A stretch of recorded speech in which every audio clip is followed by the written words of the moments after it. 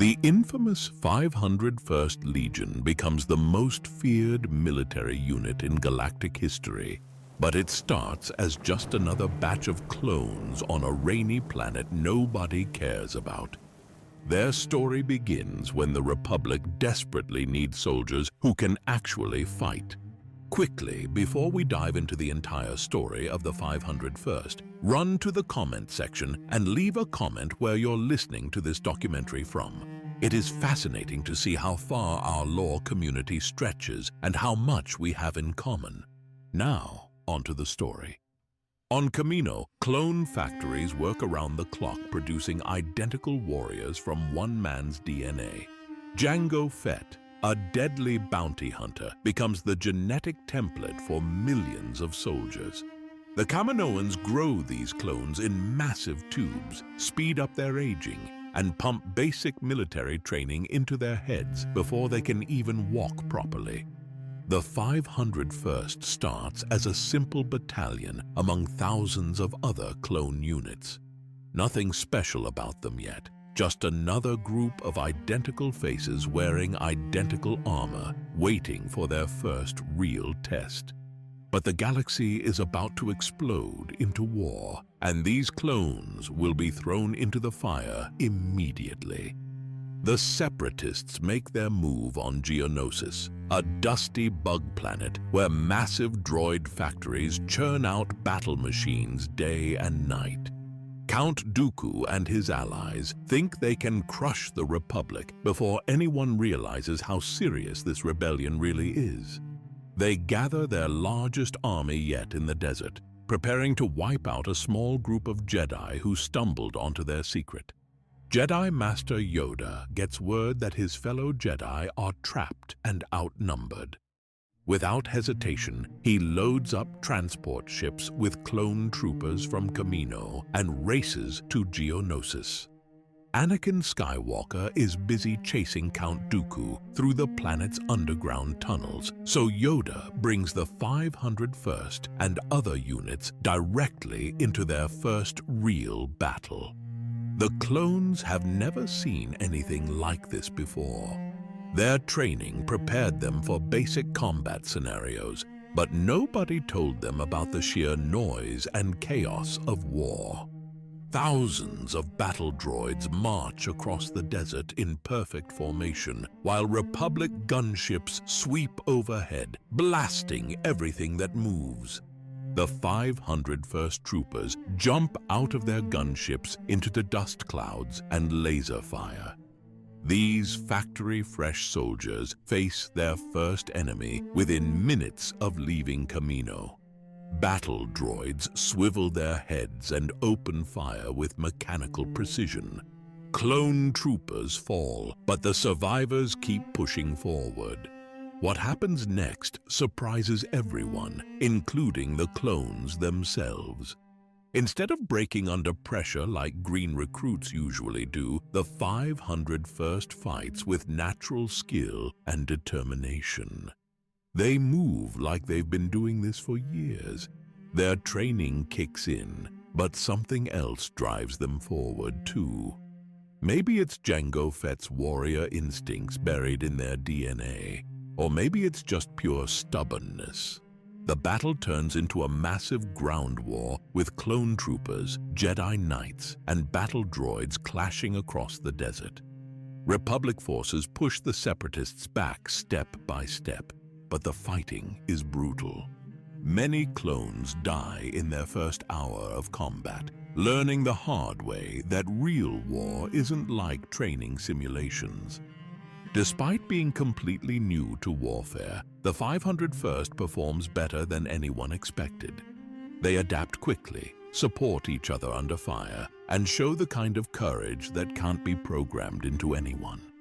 By the end of the battle, Geonosis belongs to the Republic, and the 501st has earned something precious in military circles: respect. The victory comes with a cost that nobody talks about much afterward. Hundreds of clone troopers lie dead in the desert, their identical faces staring up at alien stars. But the survivors know they've proven something important. They can fight, they can win, and they're going to do a lot more of both before this war ends. Supreme Chancellor Palpatine watches the battle reports with great interest. The 501st's performance catches his attention, and he decides these particular clones deserve special recognition. He sponsors their promotion from a simple battalion to a full legion, giving them more soldiers, better equipment, and higher status within the Grand Army. More importantly, Palpatine assigns Jedi Knight Anakin Skywalker as the 501st's commanding general.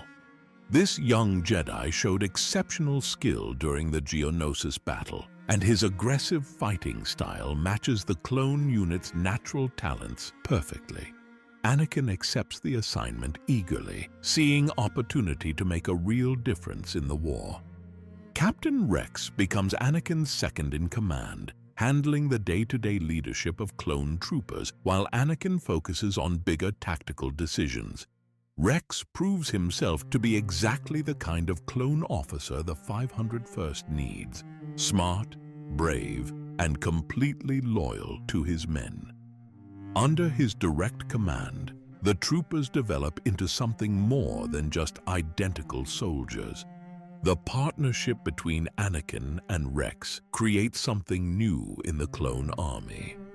Most Jedi generals treat their clone units like disposable tools, giving orders from a safe distance and expecting perfect obedience. Anakin does things differently. He fights alongside his men, learns their names, and treats them like the individual warriors they're becoming. This approach transforms the 501st from a standard military unit into something resembling a brotherhood.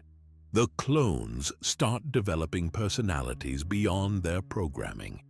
They paint custom designs on their armor, give each other nicknames, and form friendships that go deeper than simple military cooperation. As the Clone Wars spread across the galaxy, the 501st prepares for campaigns that will test everything they've learned.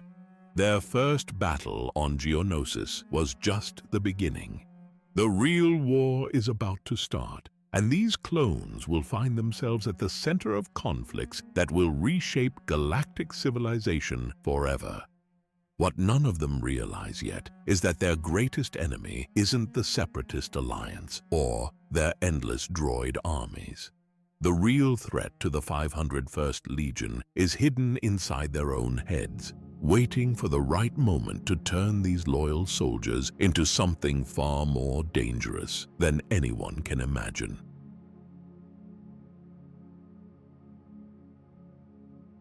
War teaches lessons no training program can prepare you for. The 501st is about to discover what real leadership means when everything goes wrong and your friends start dying around you. Captain Rex thinks he knows how to command clone troopers. The Kaminoans programmed basic leadership protocols into his brain, and he's memorized every regulation in the military handbook.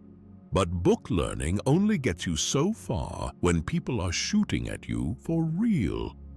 The lesson comes on Arantara, a planet whose name most people forget. But Rex never will. The mission seems simple enough. Get in, scout enemy positions, get out. Standard reconnaissance work that any competent unit should handle without breaking a sweat. The 501st moves through alien terrain with confidence, checking their scanners and maintaining proper formation like good soldiers. Then everything falls apart in the space of a few seconds. Enemy fire erupts from unexpected positions, pinning down the clones behind whatever cover they can find.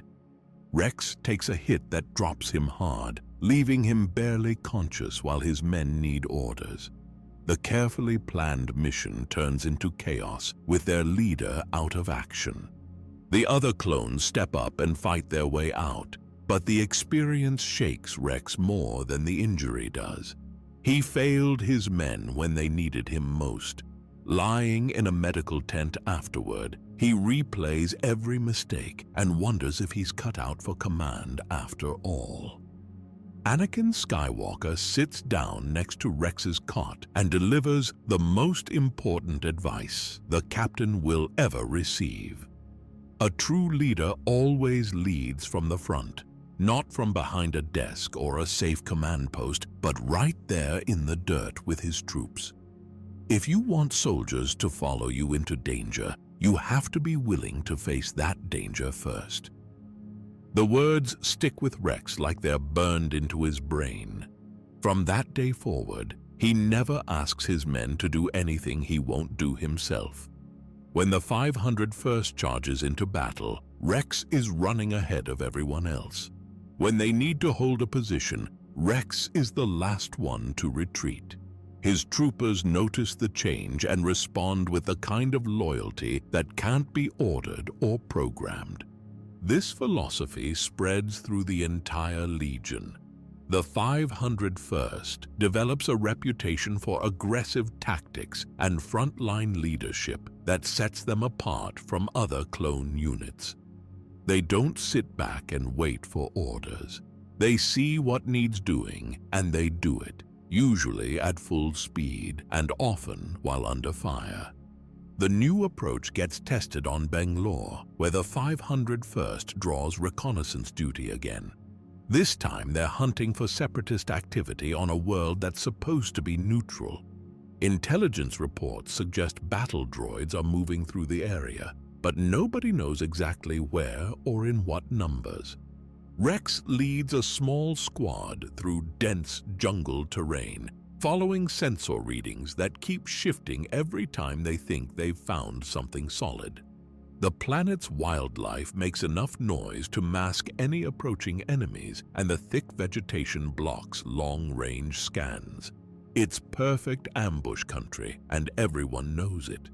They find evidence of droid activity scattered through the jungle. Broken trees where heavy machinery passed through. Scorch marks from laser weapons. Fresh tracks leading deeper into unexplored territory. The trail is easy to follow, maybe too easy, but Rex decides to push forward anyway.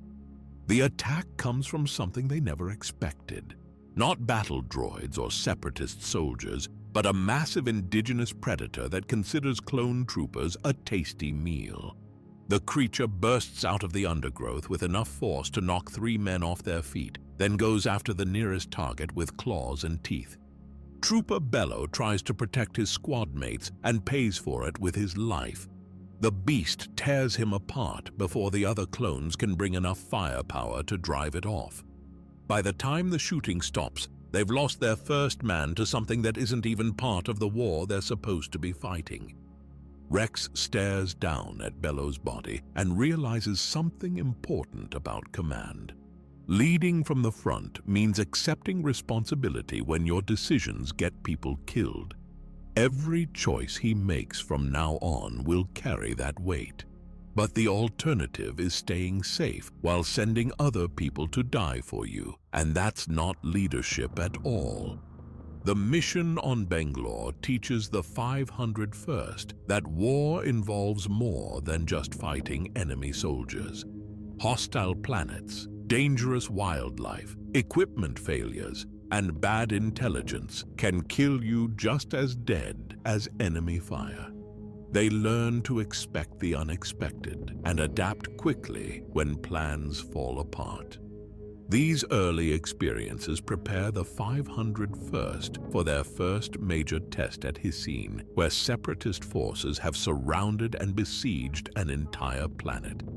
The local population faces starvation and bombardment, while droid armies tighten their grip around every major city. The Republic sends multiple clone units to break the siege, including the 501st, the 212th Attack Battalion, and the 104th Battalion. Captain Rex finds himself working alongside Commander Cody and Commander Wolf, 2 of the most respected clone officers in the entire army. It's his chance to prove that the 501st belongs in the same conversation as these elite units. But cooperation between different legions requires coordination they've never attempted before. The three clone commanders divide their forces to cover multiple defensive positions around Hissine's capital city. Each unit takes responsibility for a section of the perimeter, while their Jedi generals coordinate the overall strategy. The plan works perfectly until Count Dooku and Asajj Ventress show up leading a massive separatist counterattack. Obi-Wan Kenobi, Plo Koon, and Commander Cody take off after the separatist leaders, leaving the clone troopers to hold their positions without Jedi support. What should have been a routine defensive action turns into a desperate fight for survival as wave after wave of battle droids hammer the Republic lines. Rex watches his ammunition supplies drop while casualty reports pile up from all three battalions. The droids keep coming no matter how many they destroy, and the clones are running out of everything they need to keep fighting. For the first time since Geonosis, the 501st faces the possibility of complete defeat. The breaking point comes when droid reinforcements overwhelm the 501st section of the perimeter. Rex has to make the hardest decision of his military career and call for help from units that are barely holding their own positions.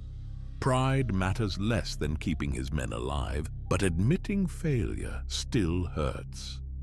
Commander Cody and Commander Wolffe somehow find the reserves to reinforce the 501st's position, arriving just as Rex's men are about to be overrun completely.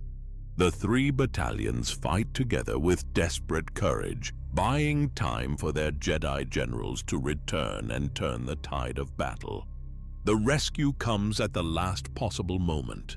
Kenobi, Plo Koon, and Cody return with reinforcements and launch a counterattack that drives the Separatists off Hissine entirely.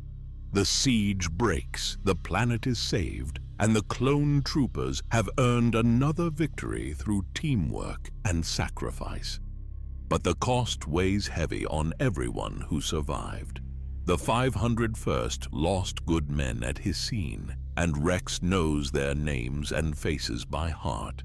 Leadership means carrying that burden forward and learning from every mistake, so the next battle might cost fewer lives. The experience at Hissine cements the 501st's reputation as a unit that never gives up, no matter how bad things get. Other clone battalions start to respect them as equals, and the bonds formed between different legions will prove crucial in battles to come. More importantly, Rex has internalized Anakin's lesson about leading from the front. The 501st develops into a reflection of their captain's character. Brave, stubborn, loyal to each other, and willing to fight longer and harder than anyone expects them to. These early missions transform a group of identical clones into something approaching a real military brotherhood. They're learning to think for themselves, trust each other, and follow leaders who earn their respect through shared danger.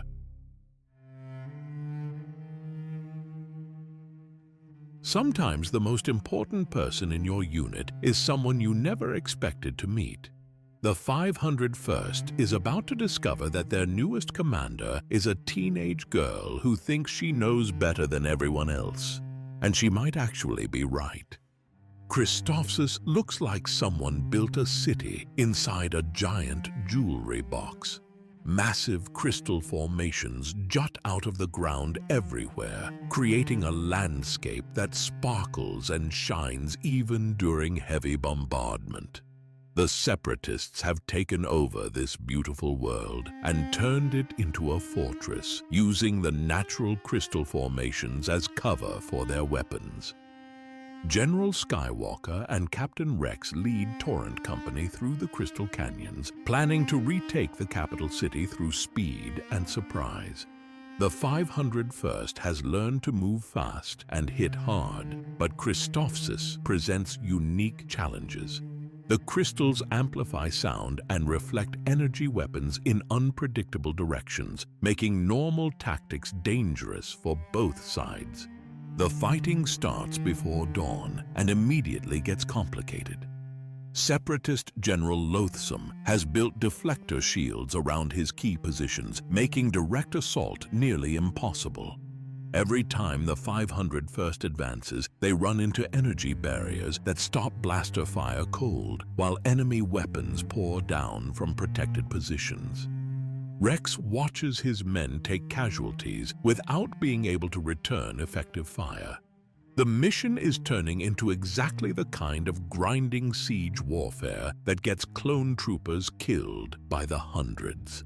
They need a new approach, but conventional military thinking offers no good solutions to shields that strong. That's when a transport ship lands behind Republic lines and someone jumps out who changes everything about how the 501st operates. Ahsoka Tano is barely old enough to be called a teenager, with blue and white skin markings that identify her as a Togruta. She carries 2 lightsabers and moves with the confidence of someone who has never failed at anything important. Anakin stares at this kid and realizes the Jedi Council has sent him a Padawan learner without bothering to ask if he wants one. He's supposed to teach her about the Force and lightsaber combat while fighting a war that kills experienced Jedi Masters on a regular basis. The timing could not be worse. Ahsoka introduces herself to the 501st Troopers with enthusiasm that borders on reckless. She wants to know everyone's name, asks questions about their equipment, and immediately starts suggesting tactical improvements like she's been planning military operations her whole life. The clones exchange glances that say they're not sure what to make of their new commander. Captain Rex tries to explain the current situation in terms a young Padawan might understand. The shields are too strong for direct attack. The enemy positions are too well defended for flanking maneuvers. They need either heavy artillery or some way to disable the deflector generators from the inside. Ahsoka listens carefully, then points to a crystal formation that rises above the Separatist shield perimeter. If someone could reach that position, they might be able to target the generator from an angle the shields don't protect. It's dangerous, requires precise climbing, and would leave whoever attempts it completely exposed to enemy fire. Rex immediately volunteers for the mission because that's what leading from the front means. But Ahsoka shakes her head and explains that Jedi reflexes and Force abilities make her the better choice for this particular job. Before anyone can argue, she's already moving toward the Crystal Spire with her lightsabers ready. The assault that follows showcases exactly why Jedi and clone troopers make such an effective combination. Ahsoka scales the crystal formation while Rex coordinates covering fire from multiple positions. The 501st Troopers lay down, suppressing fire that keeps enemy attention focused on ground level, while their new commander works her way higher and higher. Ahsoka reaches the top of the Crystal Spire and uses her lightsabers to slice through the shield generator's power cables. The protective barrier flickers and dies, leaving Separatist positions vulnerable for the first time since the battle started. Rex doesn't waste the opportunity and immediately orders a full assault on enemy lines. The 501st charges forward with renewed energy, finally able to bring their weapons to bear against targets that can't hide behind energy shields. Torrent Company overwhelms the Separatist defenses through sheer determination and superior training, while Ahsoka leaps from crystal to crystal, providing support wherever the fighting gets heaviest. General Loathsome's forces crumble under the combined assault. With their shields down and the 501st advancing from multiple directions, the battle droids can't maintain organized resistance. Obi-Wan Kenobi's 212th Battalion arrives at exactly the right moment to cut off any retreat routes, sealing the Republic victory. Christophsis falls to the Republic, but more importantly, the 501st gains a new commander who proves herself in combat on her first day. Ahsoka earns the respect of clone troopers who don't give their trust easily. She fought alongside them, took the same risks they did, and helped turn a failing mission into a complete success. The celebration doesn't last long because another crisis immediately demands attention. Crime Lord Jabba the Hutt's infant son has been kidnapped by Separatist agents, and Anakin receives orders to mount a rescue mission. The political implications are huge since Jabba controls shipping routes the Republic desperately needs.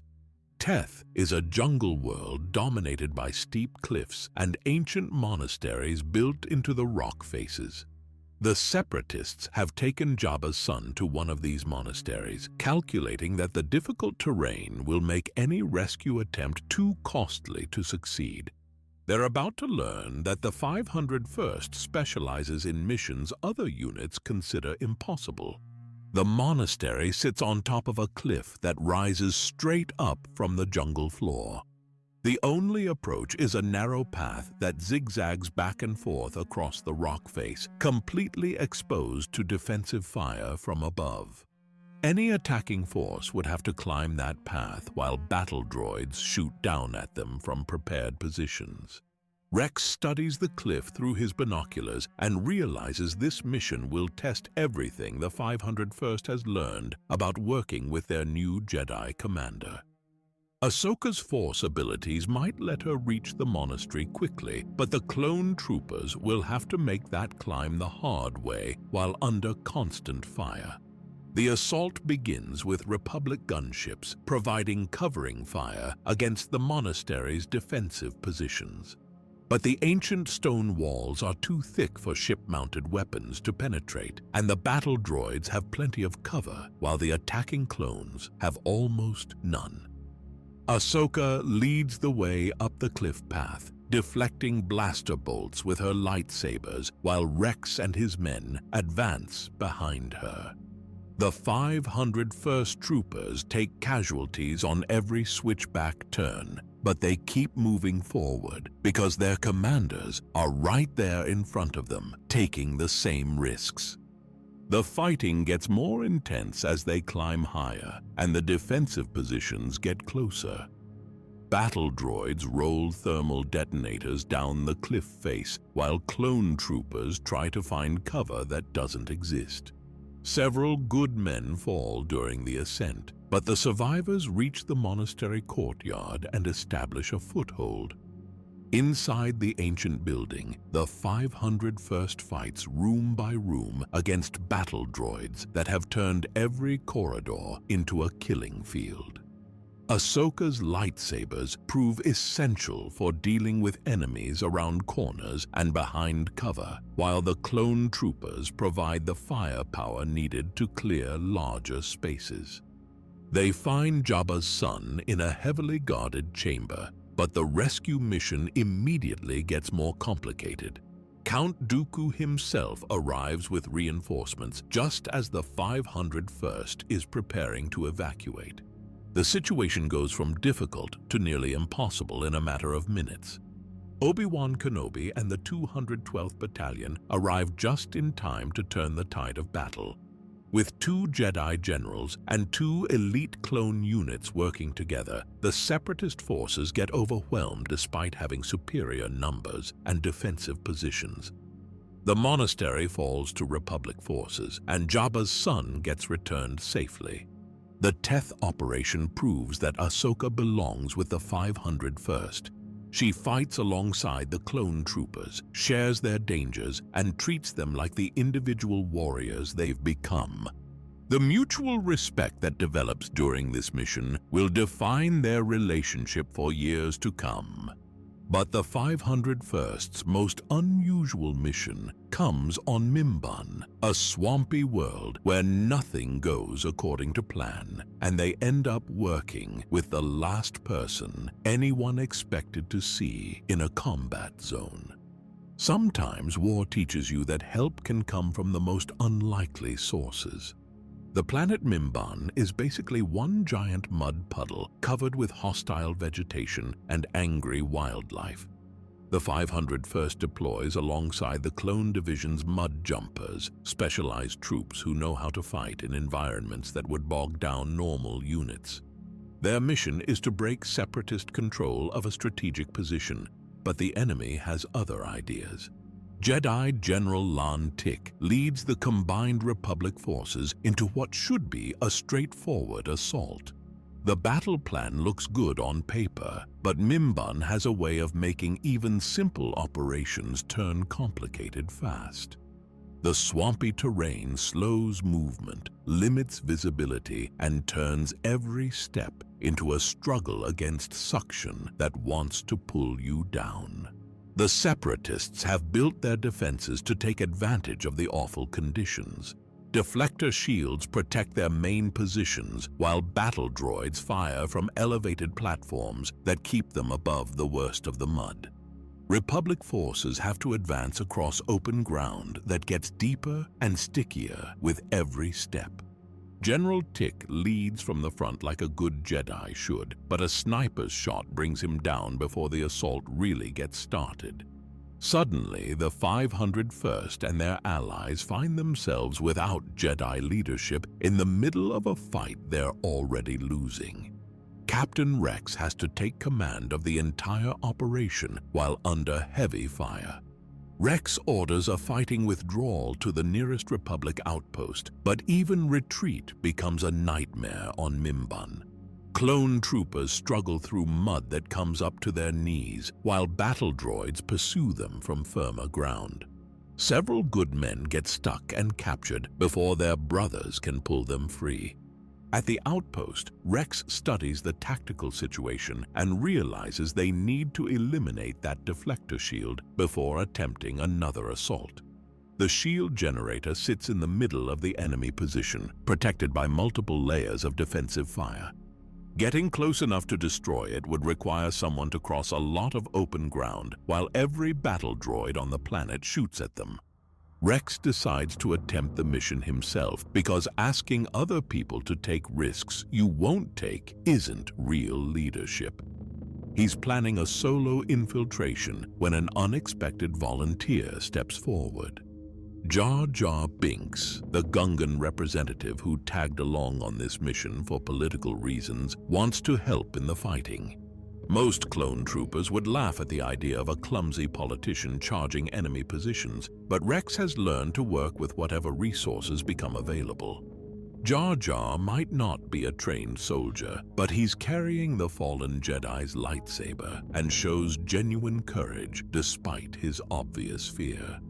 Together, Rex and Jar Jar launch the most unlikely assault in 501st history.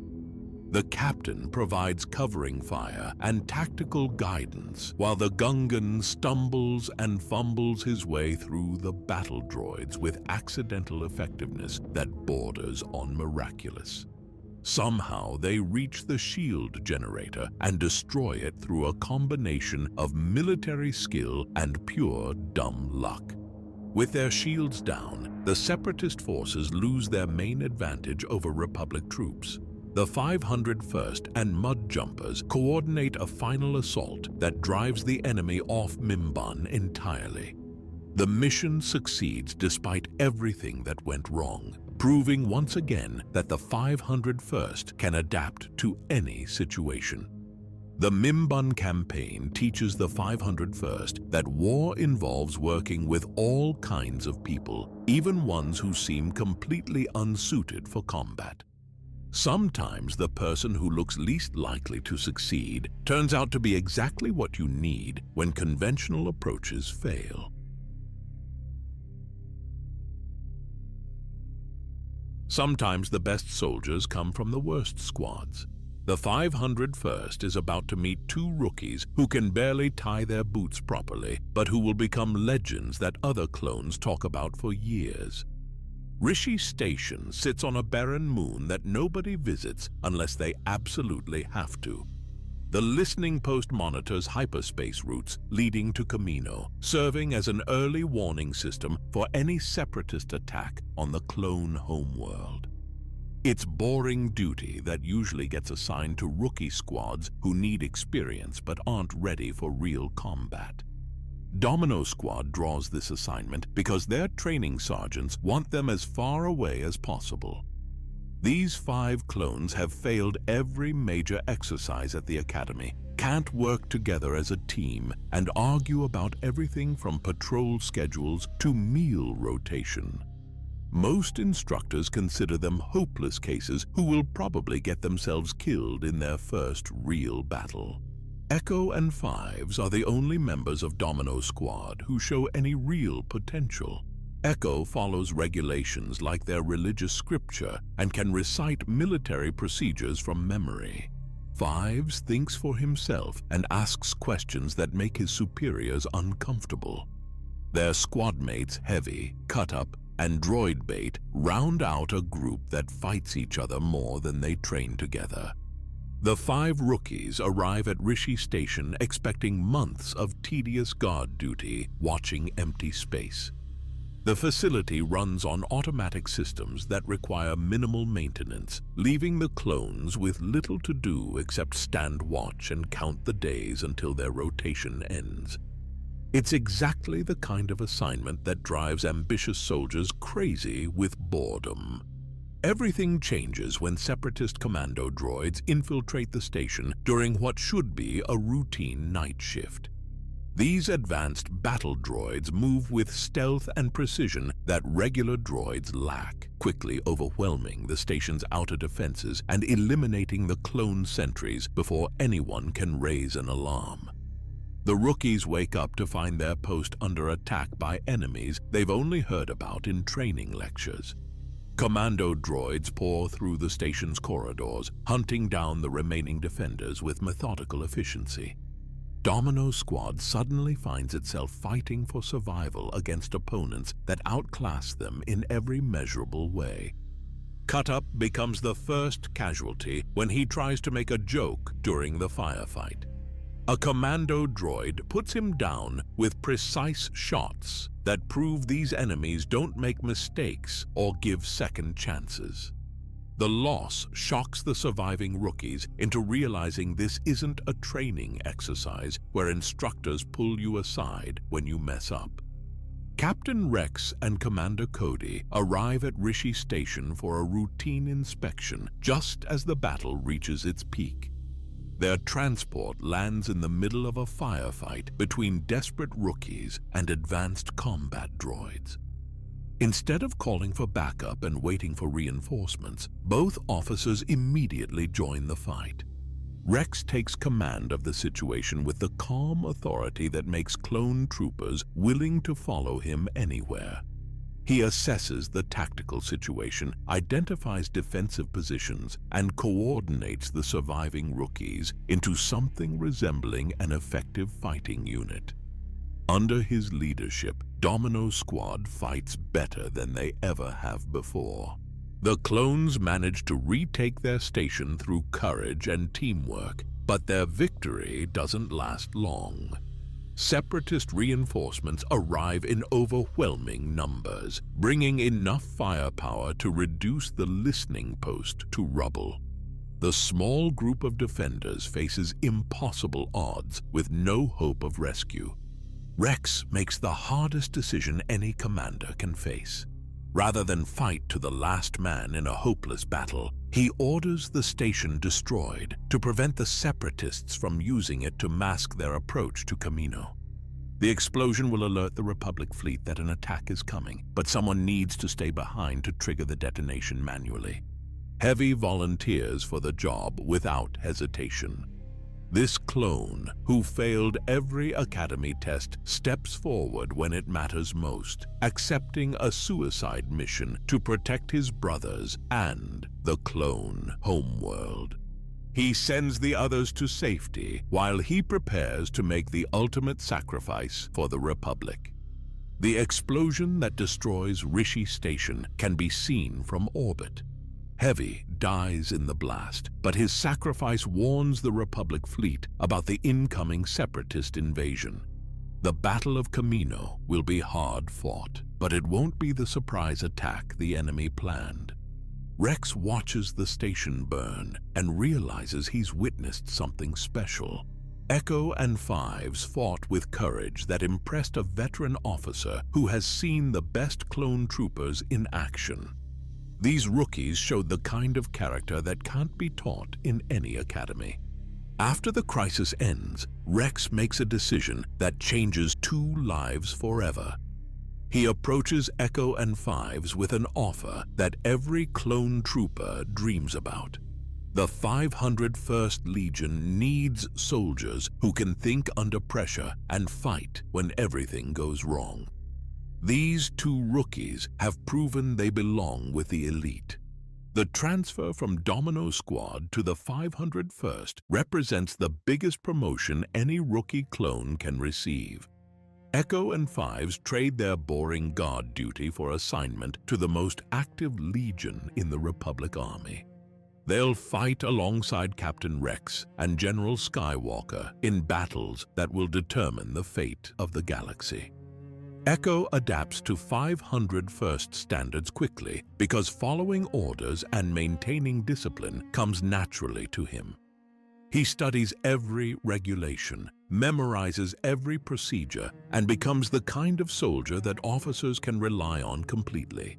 His attention to detail saves lives during missions where small mistakes can get people killed. Fives brings a different set of qualities to the 501st. He questions orders that don't make sense, suggests tactical improvements, and develops the kind of independent thinking that makes clone troopers more than just programmable soldiers. His willingness to challenge authority sometimes causes problems, but it also prevents disasters. Together, Echo and Fives become 2 of the most respected troopers in the 501st Legion. Their friendship, forged in the fires of Rishi Station, grows stronger through shared combat experience and mutual trust. Other clones look up to them as examples of what rookies can become with proper leadership and battlefield experience. The 501st's reputation for excellence starts attracting assignments that require coordination with other elite units.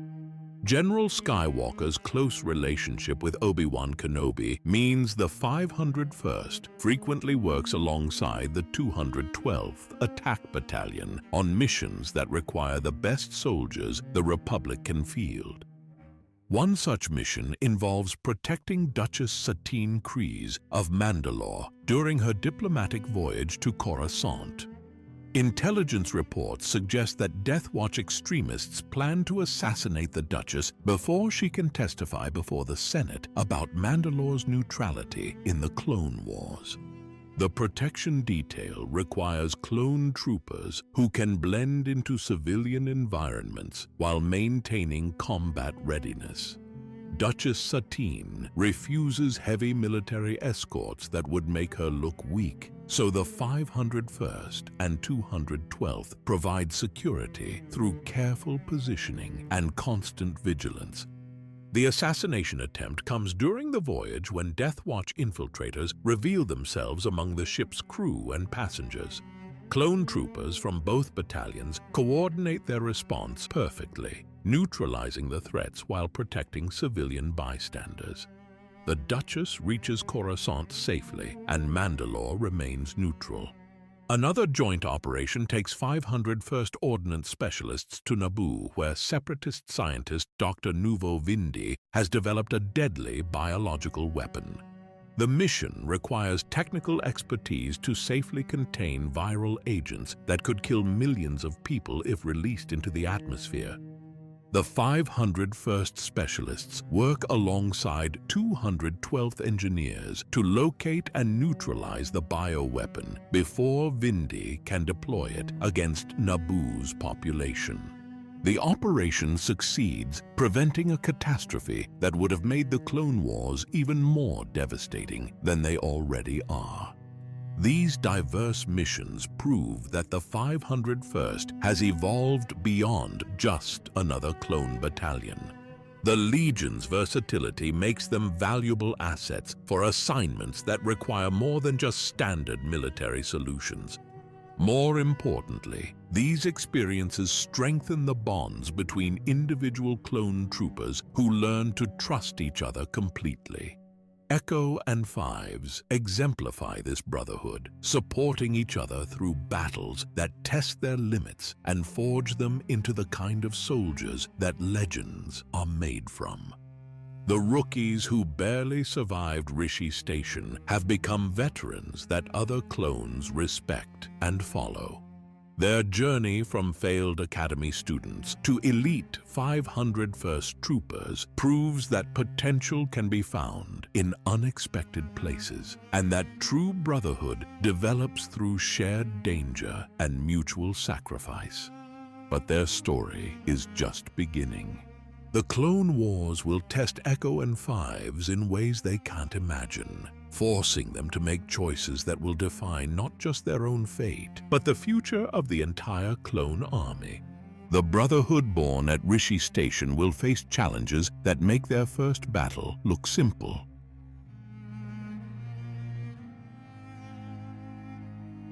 Sometimes you have to fight for the place that made you.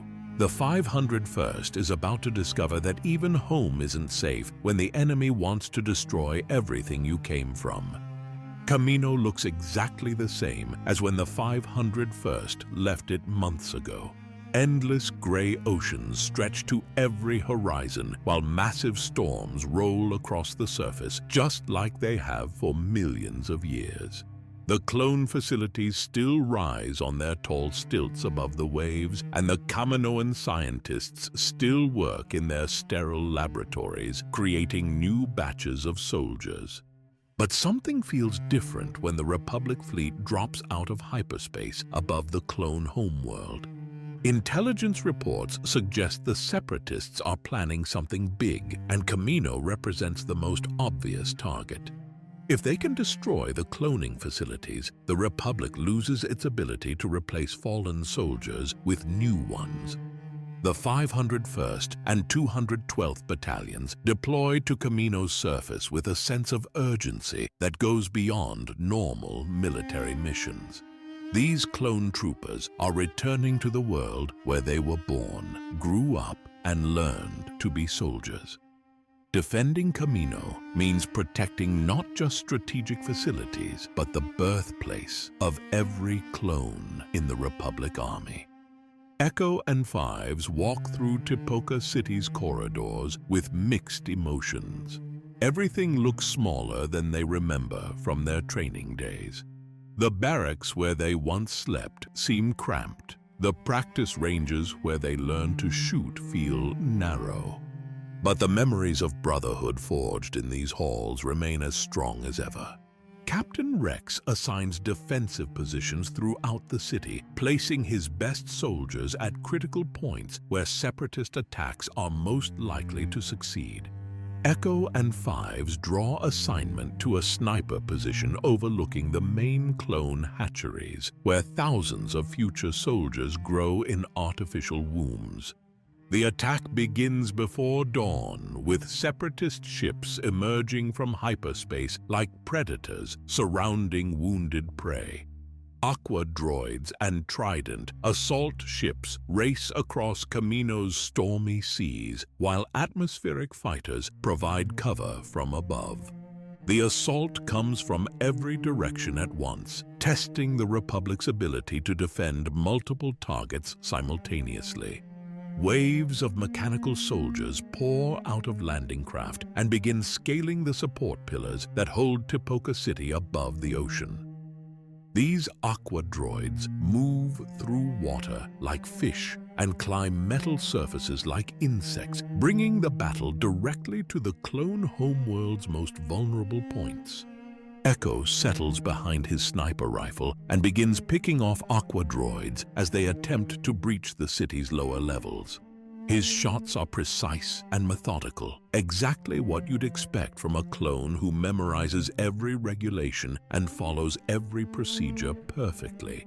Each target falls with mechanical precision that matches the enemy's own movements. Fives takes a different approach, using his rifle to support clone troopers engaged in close combat throughout the city. He identifies situations where a well-placed shot can save lives or break up enemy formations. His tactical thinking helps coordinate defense efforts across multiple battle zones. The fighting spreads through Tipoca City's corridors as aqua droids breach the outer defenses and begin targeting critical systems. Clone hatcheries come under direct attack from enemies who want to destroy the next generation of Republic soldiers before they can be born.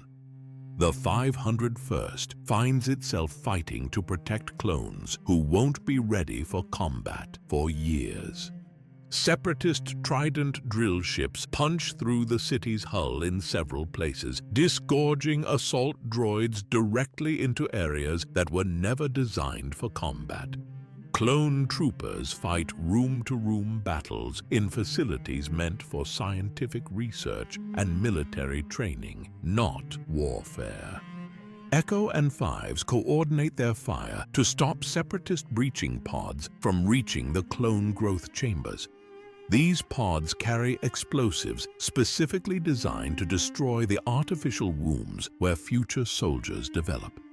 If they succeed, the Republic loses not just current production, but years of investment in partially grown clones. The two ARC troopers work together with the seamless cooperation that comes from shared experience and complete trust. Echo provides covering fire, while Fives moves to better positions. Fives spots targets, while Echo takes the shots. Their partnership showcases exactly why Domino Squad survivors became elite soldiers. Around them, the 501st fights with desperate determination to protect their birthplace. These clone troopers know that losing Kamino means the Republic loses its ability to replace them when they fall in battle. Every corridor they defend and every system they protect directly impacts their brothers serving on distant worlds. The battle reaches its climax when Separatist forces concentrate their assault on the city's main power generator. If they can destroy that facility, Tipoca City loses life support and defensive systems simultaneously. The entire clone population would be helpless against follow-up attacks designed to finish what the invasion started. Republic reinforcements arrive just as the situation becomes critical. Fresh clone battalions pour into Tipoca City while Republic warships engage the Separatist fleet in orbit above Kamino. The tide of battle shifts as overwhelming firepower drives the invaders back toward their ships. The 501st participates in the final push that clears Separatist forces from Kamino entirely. Echo and Fives maintain their sniper position until the last enemy droid falls, ensuring that no threats remain to endanger the clone facilities. Their dedication to duty impresses even veteran officers who have seen the best soldiers the Republic can produce. In the aftermath of victory, Clone Commander Cody and Captain Rex gather in Tipoca City's training center for a ceremony that will change two lives forever. The official recognition of Echo and Fives' performance during the battle comes in the form of promotion to Advanced Recon Commando status. ARC Trooper rank represents the highest honor any clone soldier can achieve. These elite warriors receive specialized training, advanced equipment, and greater independence than regular clone troopers.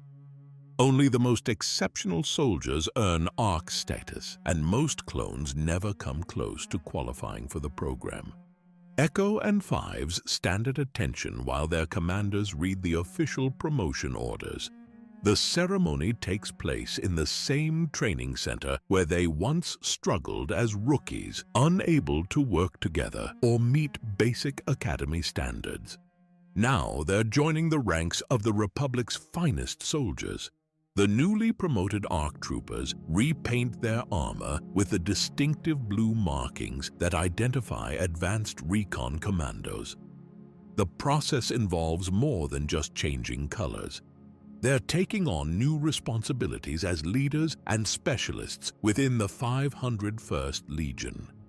Echo embraces his new role by studying ARC trooper procedures with the same dedication he once applied to basic regulations. He learns advanced reconnaissance techniques, specialized weapons systems, and leadership protocols that prepare him for independent operations behind enemy lines. Fives approaches ARC training differently, focusing on tactical innovation and creative problem-solving. He develops new approaches to standard procedures and suggests improvements to equipment and techniques. His willingness to think beyond established doctrine makes him valuable for missions that require flexibility. The promotion ceremony represents more than personal achievement for Echo and Fives. Their success proves that any clone trooper can rise to elite status through courage, skill, and dedication. The example they set inspires other 501st troopers to push themselves harder and aim higher. But their celebration doesn't last long because the war demands immediate attention from the Republic's best soldiers. Intelligence reports indicate that Jedi Master Even Piell has been captured by Separatist forces and is being held in their most secure prison facility. The mission to rescue him will require exactly the kind of skills that ARC troopers possess. The Citadel on Lola Sayu represents everything the Republic fears about Separatist capabilities. This fortress prison was designed specifically to hold captured Jedi, using force-suppressing technology and deadly automated defenses to make escape impossible. No Republic force has ever successfully penetrated its defenses. Anakin Skywalker volunteers to lead the rescue mission, bringing Obi-Wan Kenobi and a small team of elite soldiers, including Captain Rex, Echo, and Fives. The group will infiltrate the Citadel disguised as captured prisoners, break out Master Piell and any other captives, then fight their way to an extraction point. The plan requires perfect coordination and split-second timing. Any mistake could result in the entire team being captured or killed, along with the Jedi they're trying to rescue. The 501st's newest ARC troopers will face their first major test as elite soldiers in one of the war's most dangerous operations. The infiltration succeeds initially as the disguised Republic team gains access to the Citadel's interior. They locate Master Piell and Captain Wilhuff Tarkin, a Republic naval officer who was captured alongside the Jedi. Both prisoners carry crucial intelligence about secret hyperspace routes that could change the balance of power in the war. Breaking out of the prison proves much harder than getting in. The Citadel's automated defenses activate as soon as the escape begins, filling corridors with deadly energy fields and hunter-killer droids. The rescue team has to fight their way through defenses specifically designed to stop Jedi and clone troopers. Echo and Fives work together to clear paths through the prison security systems, while Rex coordinates the overall escape effort. Their ARC trooper training proves essential for dealing with threats that would overwhelm regular clone soldiers. The mission succeeds in freeing the prisoners, but the extraction goes terribly wrong. A Separatist cannon destroys the rescue shuttle just as the team prepares to escape the Citadel. The explosion catches Echo in its blast radius, and his brothers watch helplessly as he disappears in a wall of fire and debris. The shuttle's destruction forces the survivors to find another way off Lola Sayu. Rex and Fives search the wreckage for any sign that Echo survived the explosion, but they find no trace of their brother. The loss hits both men hard because Echo represented everything good about Clone Brotherhood.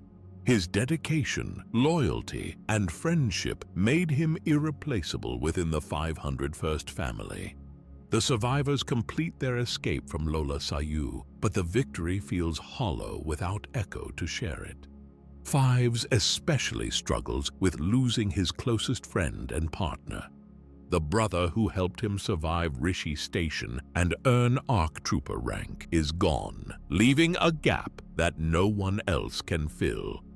The Citadel mission demonstrates the 501st's willingness to take on impossible assignments when the Republic needs them most. But it also proves that even elite soldiers, like ARC Troopers, can't survive every battle. The cost of victory sometimes includes losing the people you care about most. Rex files his mission report knowing that Echo died protecting his brothers, just like Heavy did at Rishi Station. The 501st has lost another good man to the war, but his sacrifice helped save lives that might otherwise have been lost. That knowledge provides small comfort to the survivors who have to continue fighting without him. Unknown to his mourning brothers, Echo actually survived the explosion but was captured by separatist forces. His fate remains a mystery that will haunt Fives and Rex for years to come, even as they continue serving the Republic in battles across the galaxy.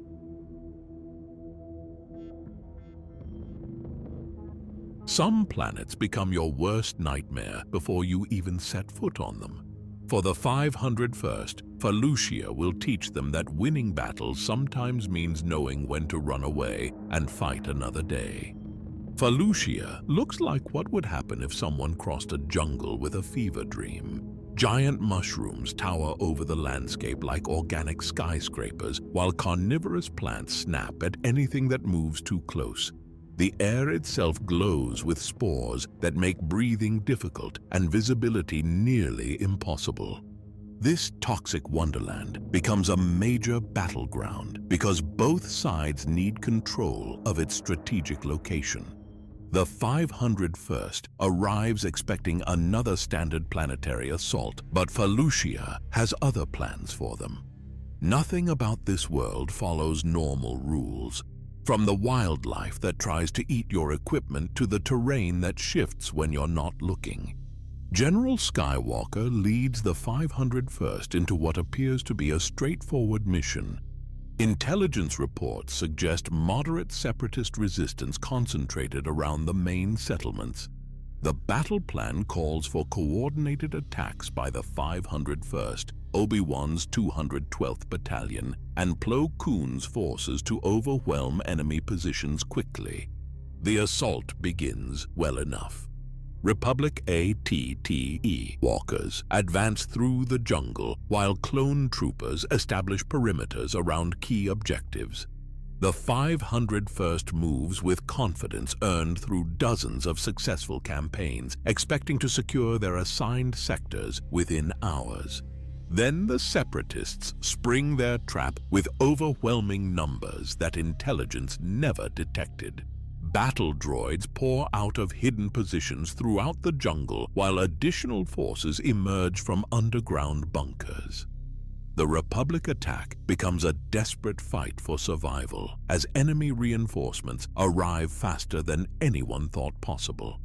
Ahsoka Tano finds herself leading a 501st Jungle Patrol from inside a massive turbo tank, trying to break through encircling droid forces that seem to multiply every time she destroys a squad. The heavy vehicle provides protection from small arms fire, but separatist rockets and artillery make every position temporary.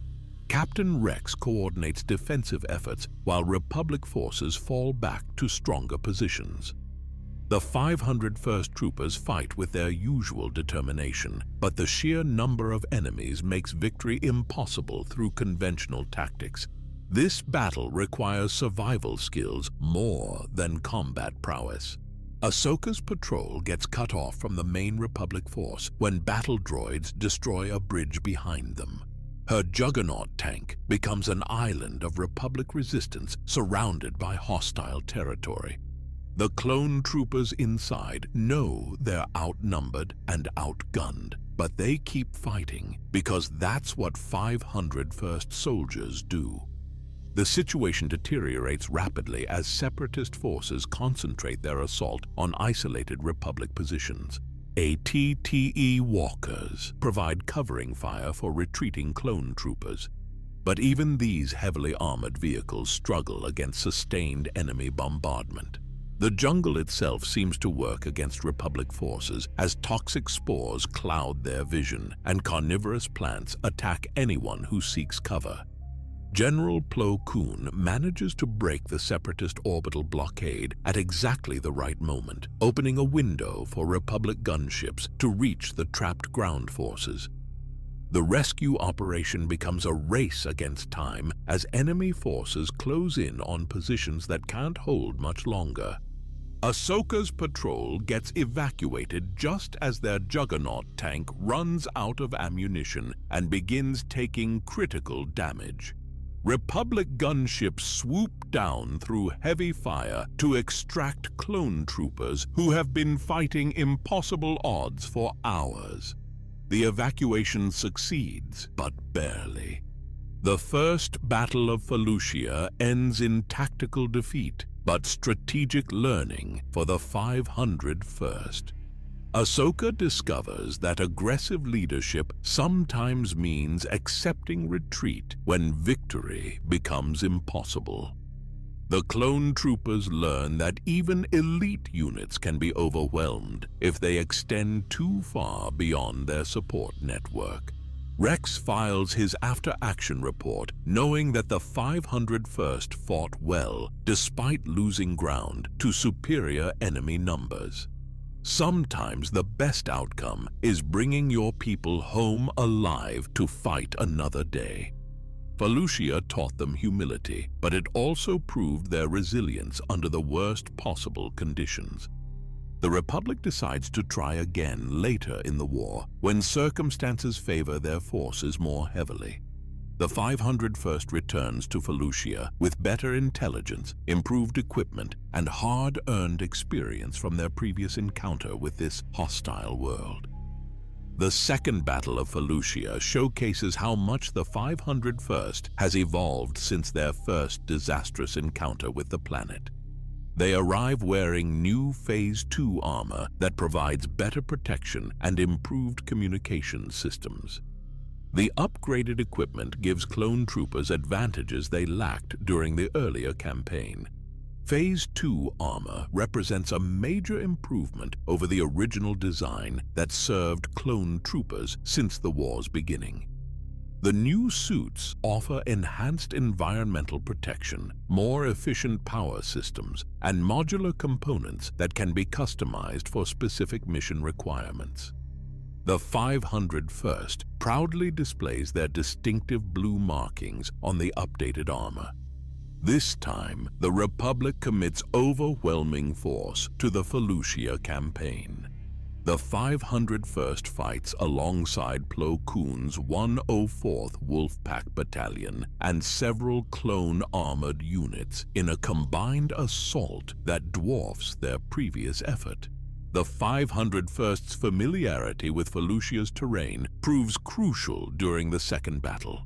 Rex and his men know which areas to avoid, where enemy positions are likely to be hidden, and how to use the hostile environment against their opponents. Victory comes through methodical advancement rather than reckless assault.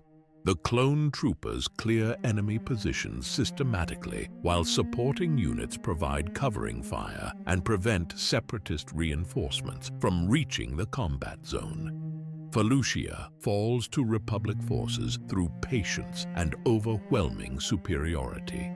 The successful conquest of Felucia proves that the 501st learns from their mistakes and comes back stronger. The planet that once humbled them becomes another victory in their growing list of achievements. Rex takes personal satisfaction in leading his men to triumph where they previously faced defeat. But the war never stops long enough for extended celebration.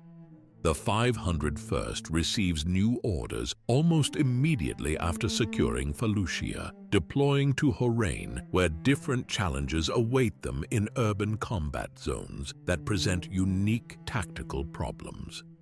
Horain's cities become battlegrounds where civilian populations get caught between Republic and Separatist forces.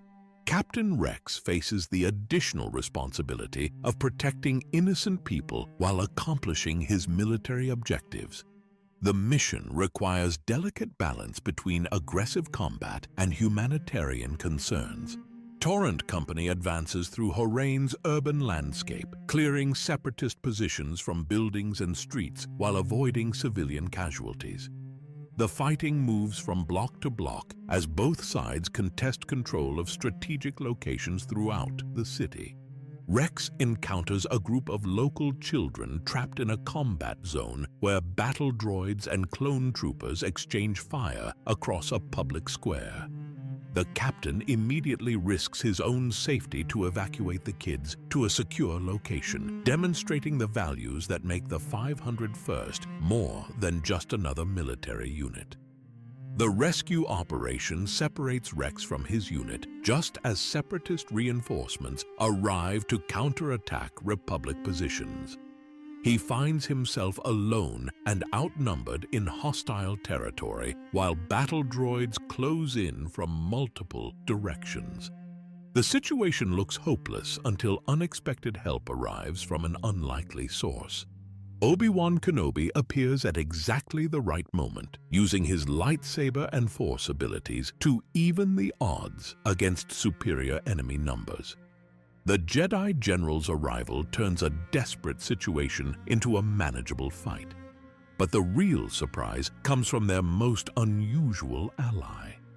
B-10516 is a Separatist battle droid whose logic circuits got scrambled during the fighting, causing it to malfunction in ways that make it helpful rather than hostile. The confused droid begins attacking its own side while trying to assist Rex and Kenobi, creating chaos among enemy ranks. Rex and Obi-Wan decide to take advantage of their mechanical allies' confusion by bringing it along as they assault the Separatist command center. The rogue battle droid provides inside knowledge of enemy positions and security codes while maintaining its bizarre desire to help Republic forces. The unlikely trio storms through the Separatist stronghold with B-10516 opening doors and disabling security systems while Rex and Obi-Wan handle the fighting. Enemy battle droids can't understand why one of their own units is working against them, creating hesitation that the Republic forces exploit effectively. When other battle droids try to recapture their malfunctioning comrade, Rex and Obi-Wan fight their way deeper into the command center to retrieve him.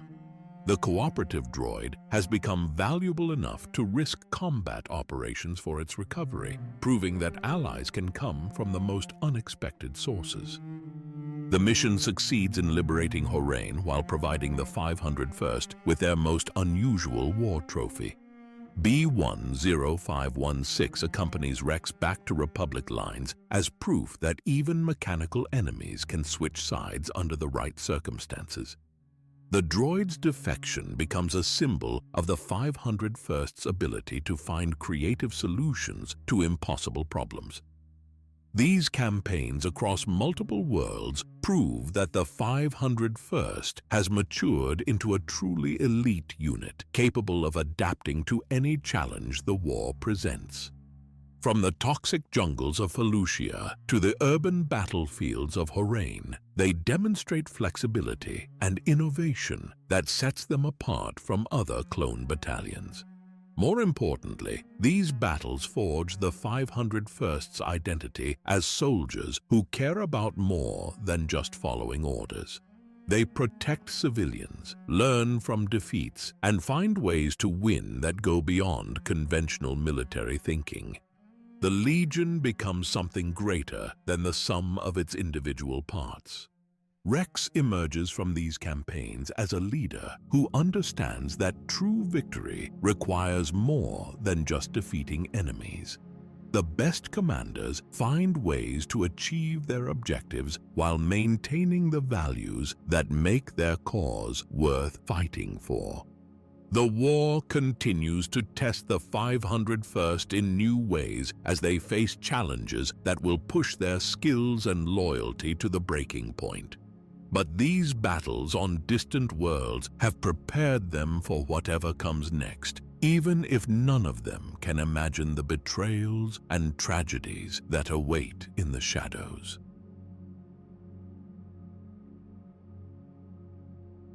Sometimes the enemy comes wearing your own uniform and giving orders you're supposed to follow.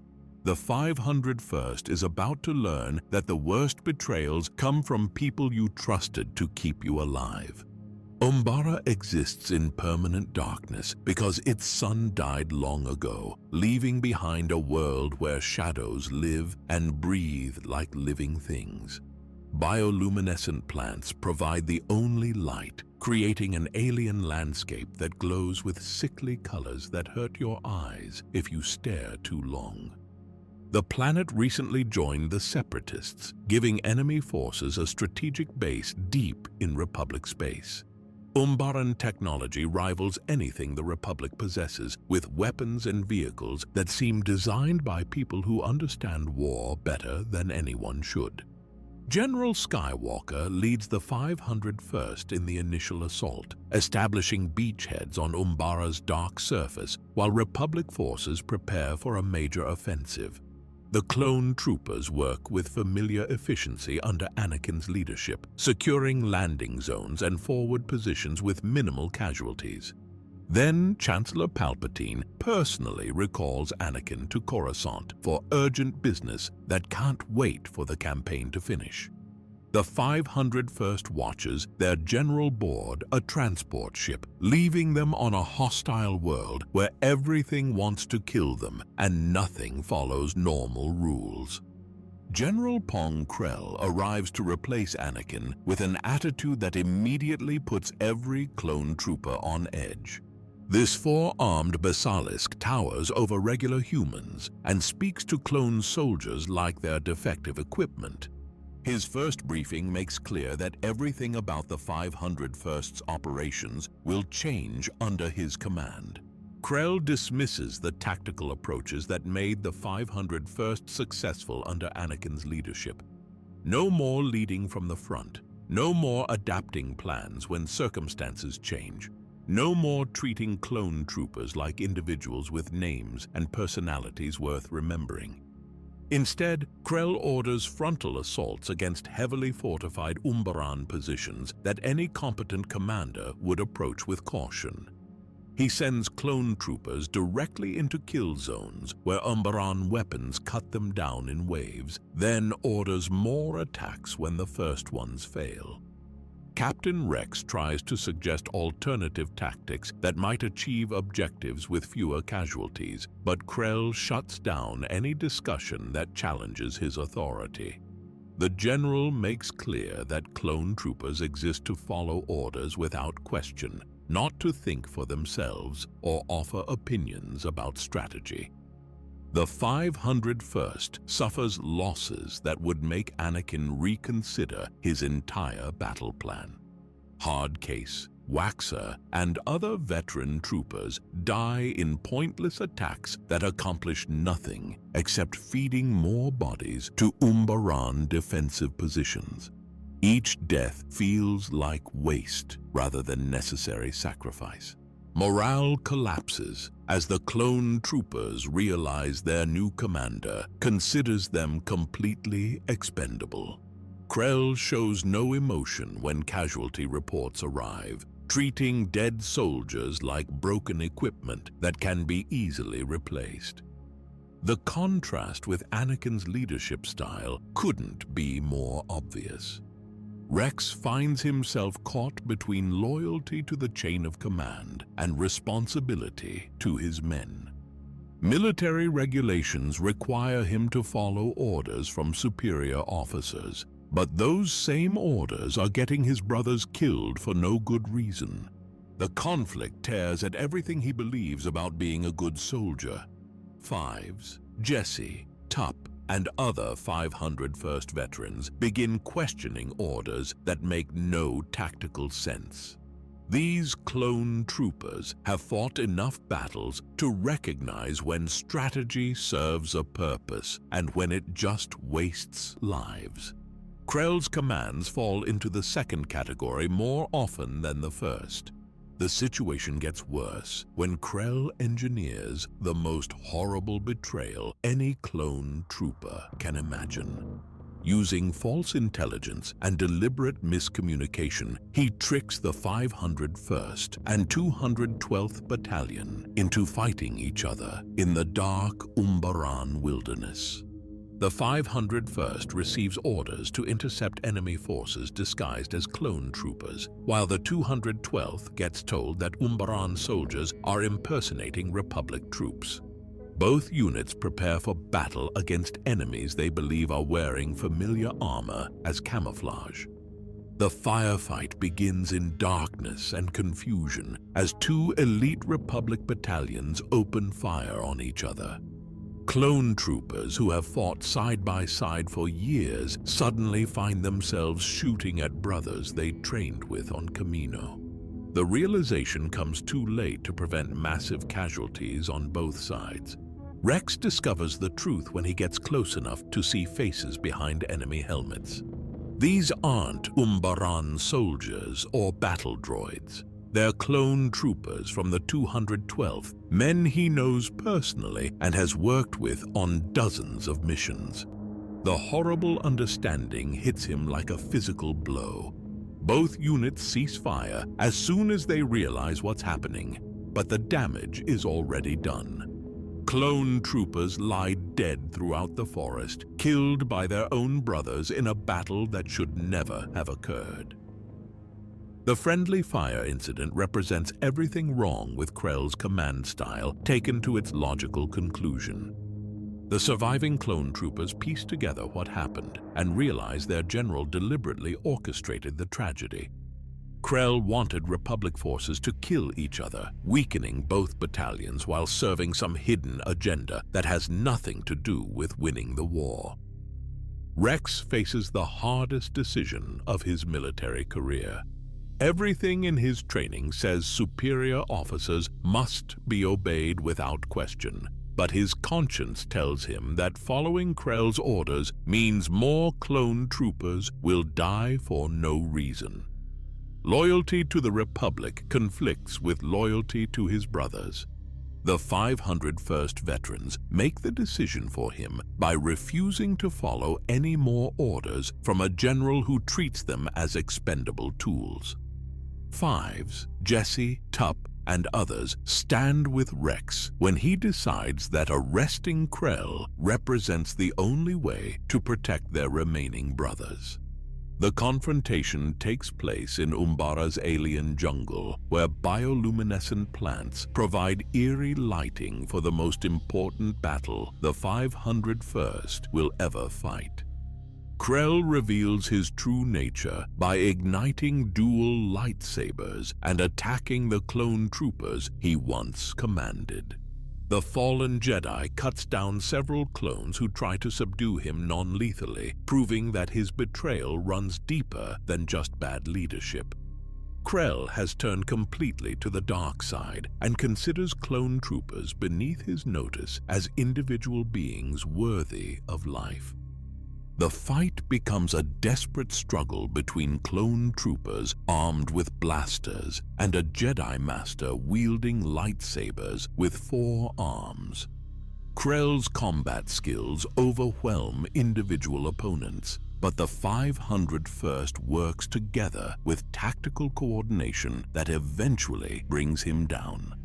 Dogma, a clone who followed Krell's orders more zealously than anyone else, makes the final decision about their prisoner's fate.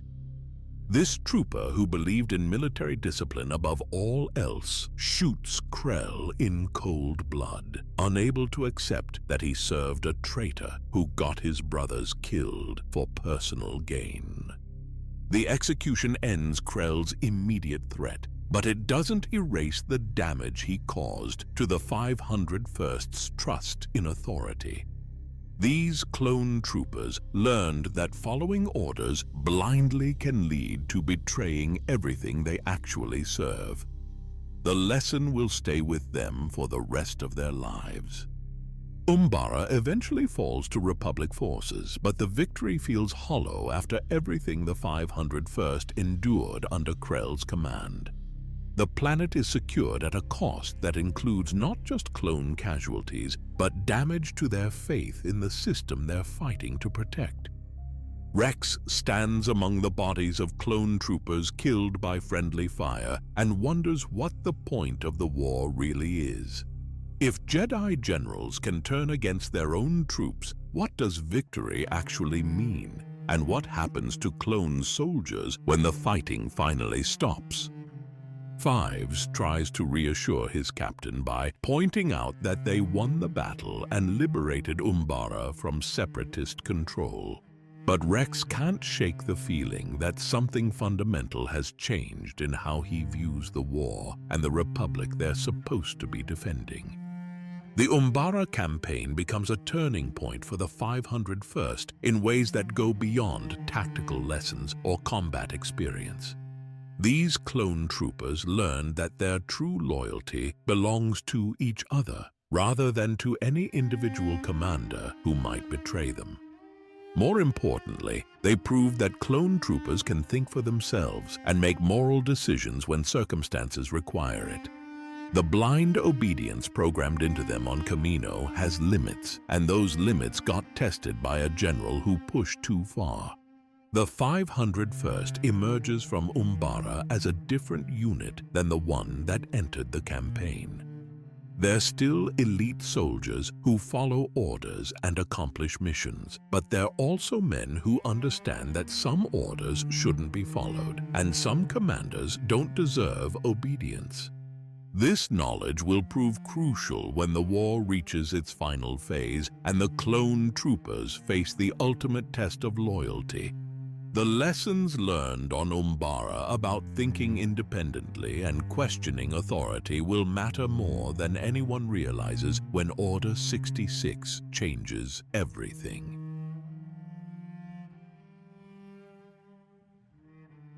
Sometimes the greatest threat isn't the enemy shooting at you from across the battlefield. Sometimes it's something hidden inside your own brain, waiting for the right signal to turn you into someone else entirely. Tup seems completely normal during the deployment to Ringo Vinda. This 501st trooper follows orders, maintains his equipment, and supports his brothers like any good clone soldier. Nothing about his behavior suggests the nightmare that's about to unfold in front of everyone. Ringo Vinda is a massive space station that serves as a separatist stronghold in Republic space. The 501st deploys alongside other clone units to capture this strategic position and deny it to enemy forces. The mission proceeds according to plan, with clone troopers advancing through the station's corridors under heavy fire. Jedi General Tiplar leads her troops from the front lines, deflecting enemy blaster fire with her lightsaber while coordinating the assault on separatist positions. She's exactly the kind of commander that clone troopers respect, brave enough to share their dangers and skilled enough to keep them alive. The battle reaches a critical moment when Republic forces prepare to breach the station's central command center. Victory seems within reach as clone troopers overwhelm the remaining droid defenders. Nothing suggests that anything will go wrong in the next few seconds. Then Tup's eyes glaze over, like someone just turned off a switch in his brain. He raises his blaster rifle and shoots General Tiplar in the back at point-blank range. The Jedi falls dead without warning, while her own troops stare in shock at what just happened. The 501st Troopers can't process what they witnessed.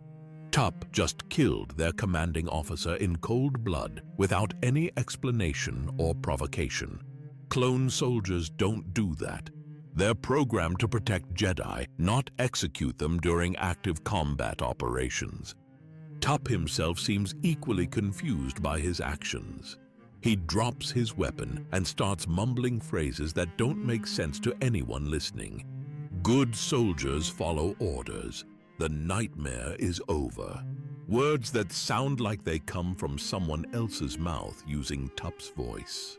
Captain Rex tries to get answers from Tup about what happened and why he shot General Tiplar, but the trooper can't give coherent responses. Something has clearly gone wrong with his mental state, but nobody understands what could cause a clone soldier to turn on his Jedi commander. The Republic forces have to abandon their assault on Ringo Vinda because the situation with Tup creates too much confusion and uncertainty. How can clone troopers continue fighting when one of their own just killed their general? The mission fails because nobody knows who they can trust anymore. Tup gets rushed back to Kamino for medical examination by specialists who understand clone biology better than anyone else in the galaxy. The Kaminoan doctors run every test they can think of to determine what caused such aberrant behavior in a previously reliable soldier. The medical scans reveal something that changes everything about how the clone army works.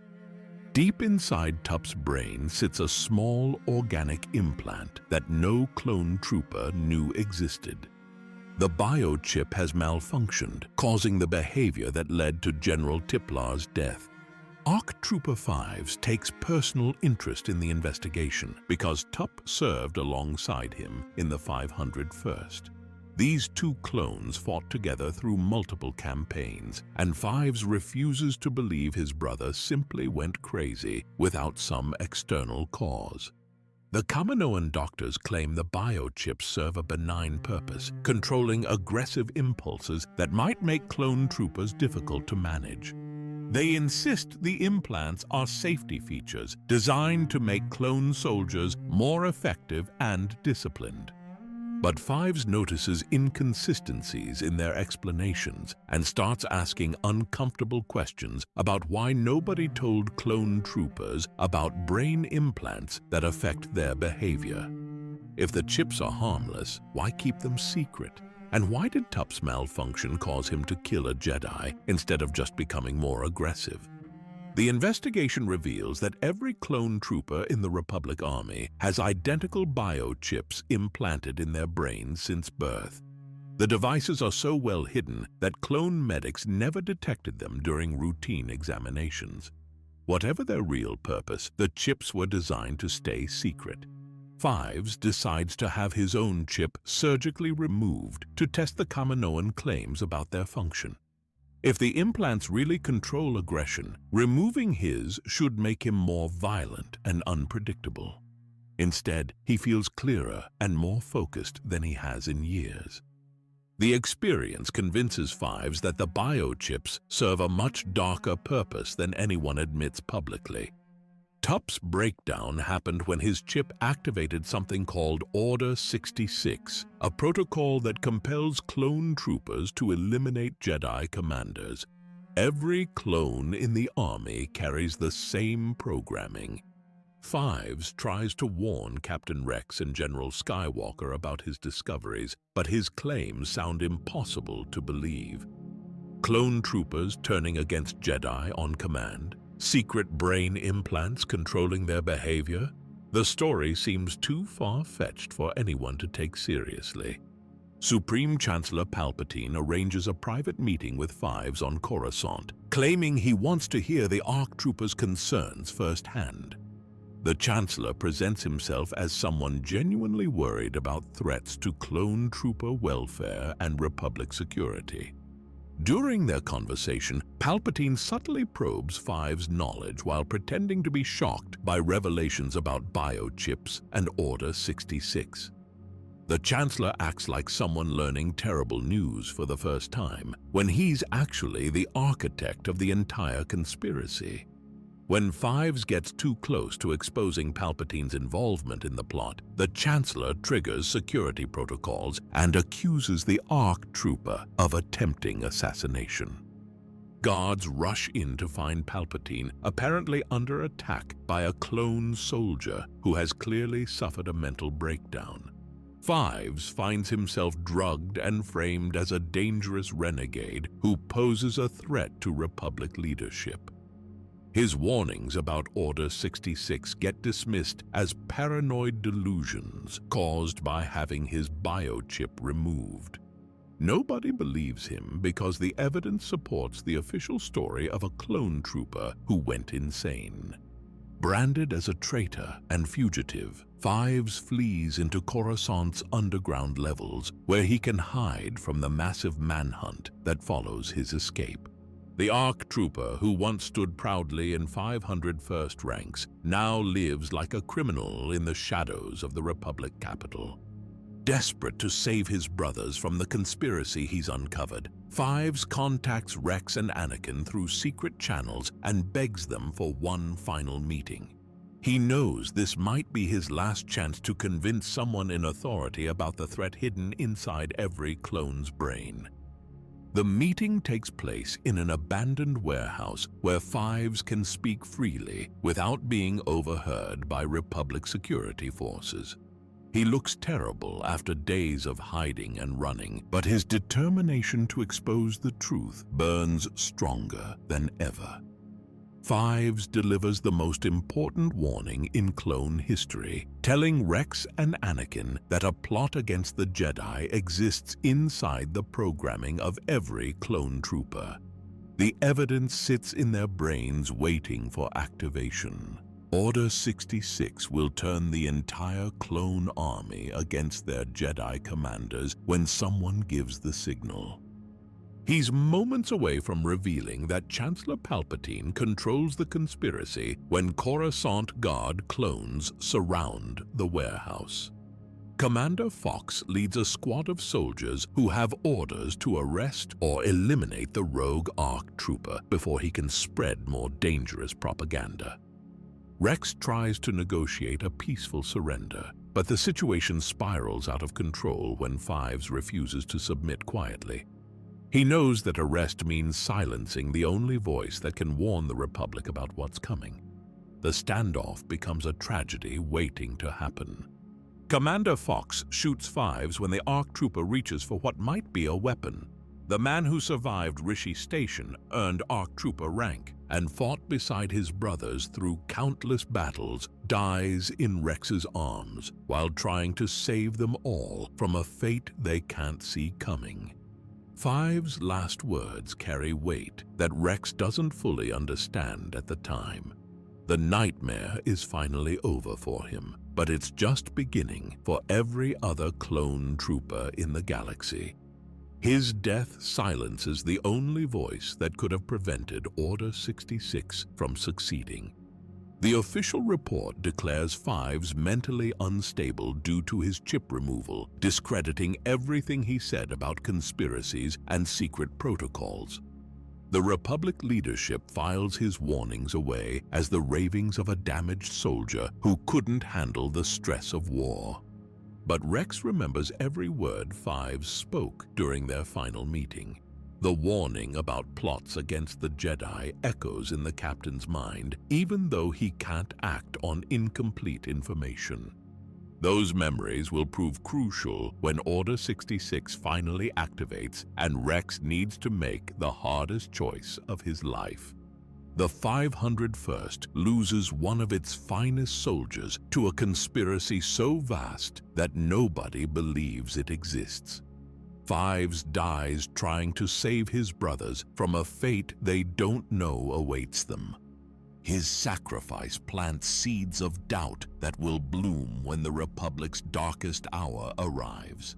The biochips remain active in every clone brain, waiting for the signal that will transform loyal soldiers into instruments of betrayal. The Jedi continue fighting alongside clone troopers who carry their doom in hidden programming. And somewhere in the shadows, the architect of it all prepares to spring his trap on an unsuspecting galaxy.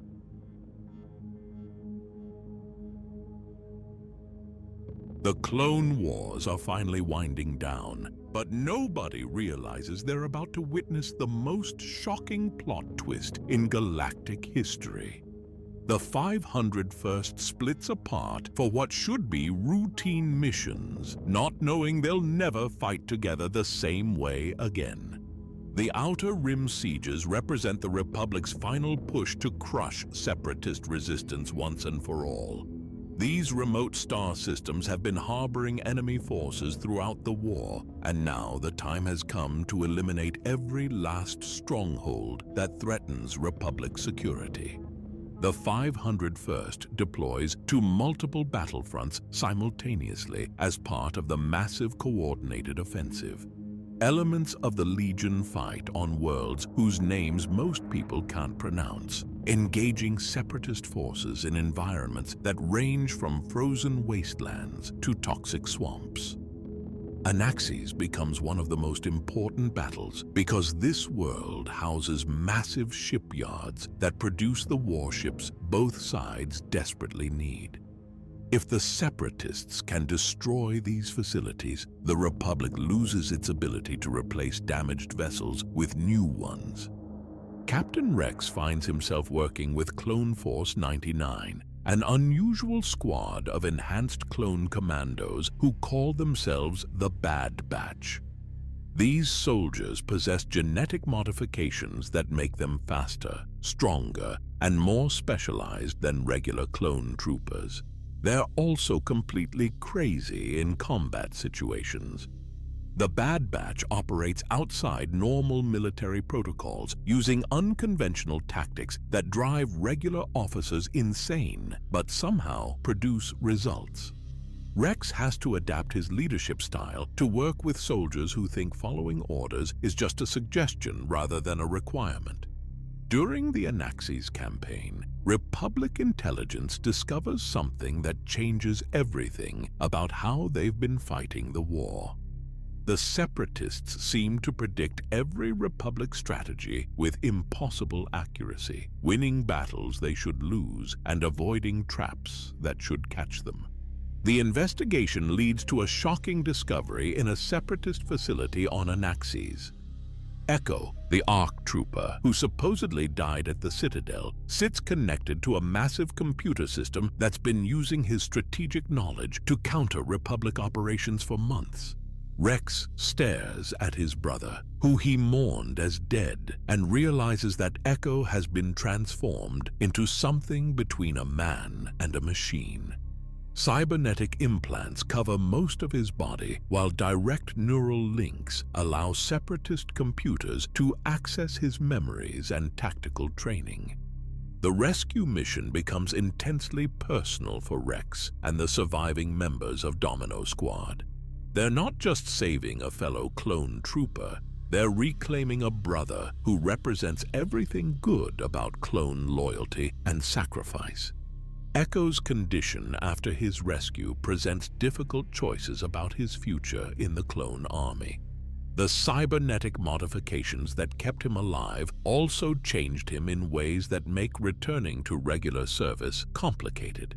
He no longer fits the standard template that defines clone trooper identity. When Clone Force 99 offers Echo a place in their squad, he accepts the invitation rather than trying to resume his old role in the 501st.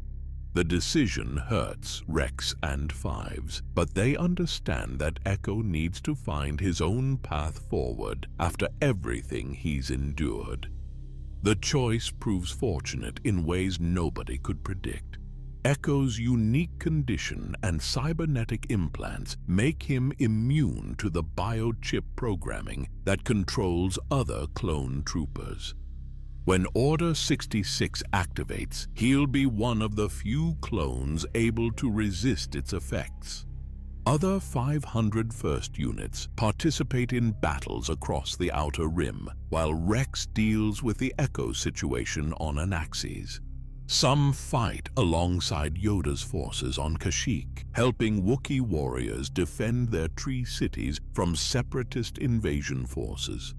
The fighting on Kashyyyk showcases the 501st's ability to adapt to any environment or tactical situation.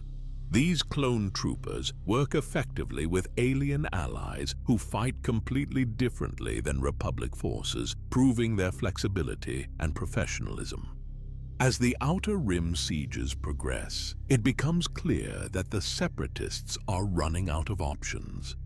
Their leadership is in hiding, their droid factories are being destroyed, and their remaining strongholds fall one by one to overwhelming Republic attacks. The war seems to be ending in total Republic victory when Ahsoka Tano returns with an unexpected request that will split the 501st in ways that change everything. Her mission to Mandalore represents both opportunity and catastrophe, though nobody realizes it at the time. Ahsoka approaches Anakin and Rex with intelligence about Maul's presence on Mandalore and Bo-Katan Kryze's plan to liberate the planet from his control. The mission offers a chance to capture one of the Republic's most wanted enemies while helping Mandalorian allies. The timing couldn't be more complicated because General Grievous chooses that exact moment to launch a surprise attack on Coruscant itself. The Separatist general kidnaps Chancellor Palpatine, forcing the Republic to respond with every available resource. Anakin faces an impossible choice between helping Ahsoka on Mandalore and rescuing the Chancellor from Grievous.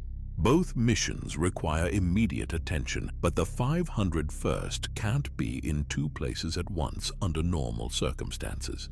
Half the unit will accompany Anakin and Obi-Wan to Coruscant, while the other half goes with Ahsoka to Mandalore. Neither group realizes they're seeing each other for the last time. Rex receives promotion to Clone Commander as Anakin formally grants him authority over the Mandalore detachment. The ceremony takes place in a hangar bay while both missions prepare to launch simultaneously, adding emotional weight to what should be a routine transfer of command. The troops assigned to Mandalore become the 332nd Division, a designation that honors their connection to the original 501st while acknowledging their new independent status.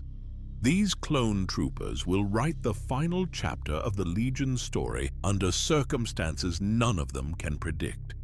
In a gesture that demonstrates the deep bond between Ahsoka and her former troops, the clones repaint their helmets with orange markings that match her Togruta facial patterns. The personal touch shows that military regulations matter less than loyalty to someone who earned their respect through shared danger. The siege of Mandalore begins with Rex leading the 332nd into urban combat through Sundari's streets, while Ahsoka confronts Maul in personal combat. The clone troopers engage Mandalorian super commandos who fight with skills that rival their own training and equipment. The battle showcases everything the 501st learned throughout the Clone Wars about working with Jedi commanders, adapting to unusual situations, and supporting each other under impossible odds. The 332nd perform flawlessly despite fighting on an alien world against unfamiliar enemies. Ahsoka's lightsaber duel with Maul takes place high above the throne room, while clone troopers battle for control of the palace below. The parallel fights represent different aspects of the same conflict, with both military and personal stakes determining Mandalore's future. The victory comes through perfect coordination between clone tactics and Jedi skills. Rex provides exactly the support Ahsoka needs to defeat Maul, while the 332nd overwhelms enemy resistance through superior training and determination. Maul's capture should represent a major triumph for the Republic and personal vindication for Ahsoka's decision to return to military service. Instead, it becomes the prelude to the most devastating betrayal in clone history, as events on Coruscant set the stage for Order 66. The 332nd celebrates their victory without knowing that their brothers who went to Coruscant are about to participate in the destruction of the Jedi Temple. The split that seemed like tactical necessity becomes the division between those who execute Order 66 and those who resist it. Rex and his men escort their Sith prisoner toward Coruscant, unaware that the Chancellor they're serving has revealed himself as the Dark Lord who orchestrated the entire war. The 332nd Division carries the seeds of their own destruction in the biochips that will soon activate. The final phase of the Clone Wars is about to begin, but it won't end with Republic victory over the Separatists. Instead, it will conclude with the transformation of loyal clone soldiers into instruments of galactic tyranny, forever changing what the 501st Legion represents.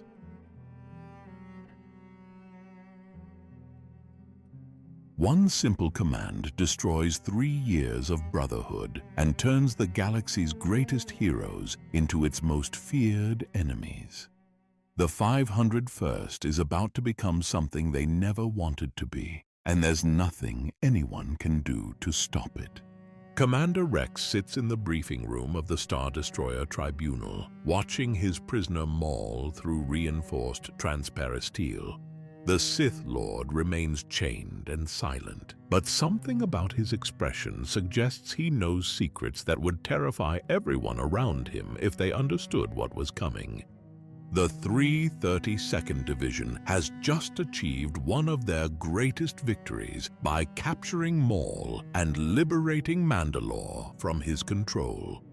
The clone troopers feel proud of their accomplishment and look forward to delivering their prisoner to Republic authorities on Coruscant. Ahsoka Tano reviews tactical reports while the ship travels through hyperspace toward the Republic capital. She's no longer officially a Jedi, but her connection to the Force remains strong enough to sense disturbances that others miss.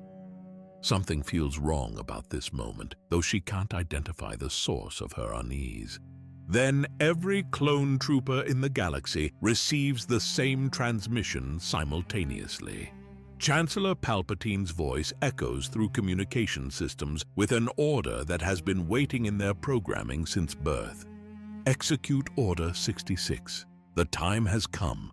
Do what must be done. Do not hesitate. Show no mercy. The biochips hidden in every clone brain activate instantly, overriding personality, friendship, and individual choice with programming that turns loyal soldiers into weapons pointed at their former allies. The transformation happens faster than conscious thought can process. Rex feels the change take hold of his mind, like ice water flooding his veins. His hand moves toward his pistol without conscious decision, while his eyes fix on Ahsoka with mechanical precision. She's been classified as a target. The order compels him to eliminate her immediately. But something in Rex fights back against the programming. 3 years of friendship and shared combat experience clash with artificial commands that feel foreign in his thoughts. Five's warnings echo in his memory as he struggles to maintain control of his own actions. His hands shake as he draws both pistols and aims them at Ahsoka. Every fiber of his being screams against what he's about to do, but the chip's influence grows stronger with each passing second. Soon there will be nothing left of Rex except the programming. With enormous effort, he manages to force out a warning that might save her life. The programming takes complete control, and Rex opens fire on someone he considers a daughter and trusted commander. His shots are precise and deadly, exactly what the chip demands from clone troopers carrying out Order 66. Ahsoka deflects the blaster bolts with reflexes trained through years of combat, but she can't process what just happened. Rex tried to kill her without warning or explanation. The clone commander she trusts more than anyone else in the galaxy just became her enemy. The sound of blaster fire alerts every other clone trooper aboard the Tribunal that Order 66 has begun. Within seconds, the entire 332nd Division turns against Ahsoka with the same mechanical precision that overtook Rex. She finds herself surrounded by soldiers who were laughing with her just minutes ago. Understanding that she's completely outnumbered and can't fight her way through an entire Star Destroyer full of clone troopers, Ahsoka makes a desperate decision. She releases Maul from his prison cell, calculating that the Sith Lord will cause enough chaos to divide the clones' attention. Maul immediately begins rampaging through the ship, killing clone troopers and destroying systems with the fury of someone who has been waiting for exactly this opportunity. His rampage draws off many of the soldiers hunting Ahsoka, but it also destabilizes the ship's critical systems. While Maul creates havoc throughout the Tribunal, Ahsoka drags the unconscious Rex to the medical bay, where she performs emergency surgery to remove his inhibitor chip. The procedure requires precision and speed, while clone troopers search the ship for both fugitives. 3 loyal astromech droids help with the operation, using their medical programming to guide Ahsoka through the delicate process of extracting the biochip without killing Rex. The droids prove that loyalty can exist even among mechanical beings when organic soldiers have been turned into enemies. Rex awakens with his free will restored and immediately understands what happened to him and his men. The horror of nearly killing Ahsoka while under the chip's control weighs on him like physical pain. But there's no time for guilt when they need to escape. Together, Ahsoka and Rex make their way toward the hangar bay while avoiding or stunning their former brothers rather than killing them. These clone troopers are victims of programming beyond their control, and Ahsoka refuses to add to the tragedy by taking their lives. ARC Trooper Jesse has assumed command of the 332nd in Rex's absence and marshals dozens of clone troopers in the hangar to prevent any escape attempt. The young lieutenant who once served loyally under Rex now considers him a traitor for protecting someone targeted by Order 66. Rex tries to negotiate with Jesse, pointing out that Ahsoka left the Jedi Order and shouldn't be considered a target under the directive. But the programming doesn't allow for such distinctions, and Jesse brands Rex a traitor for questioning orders from the highest authority.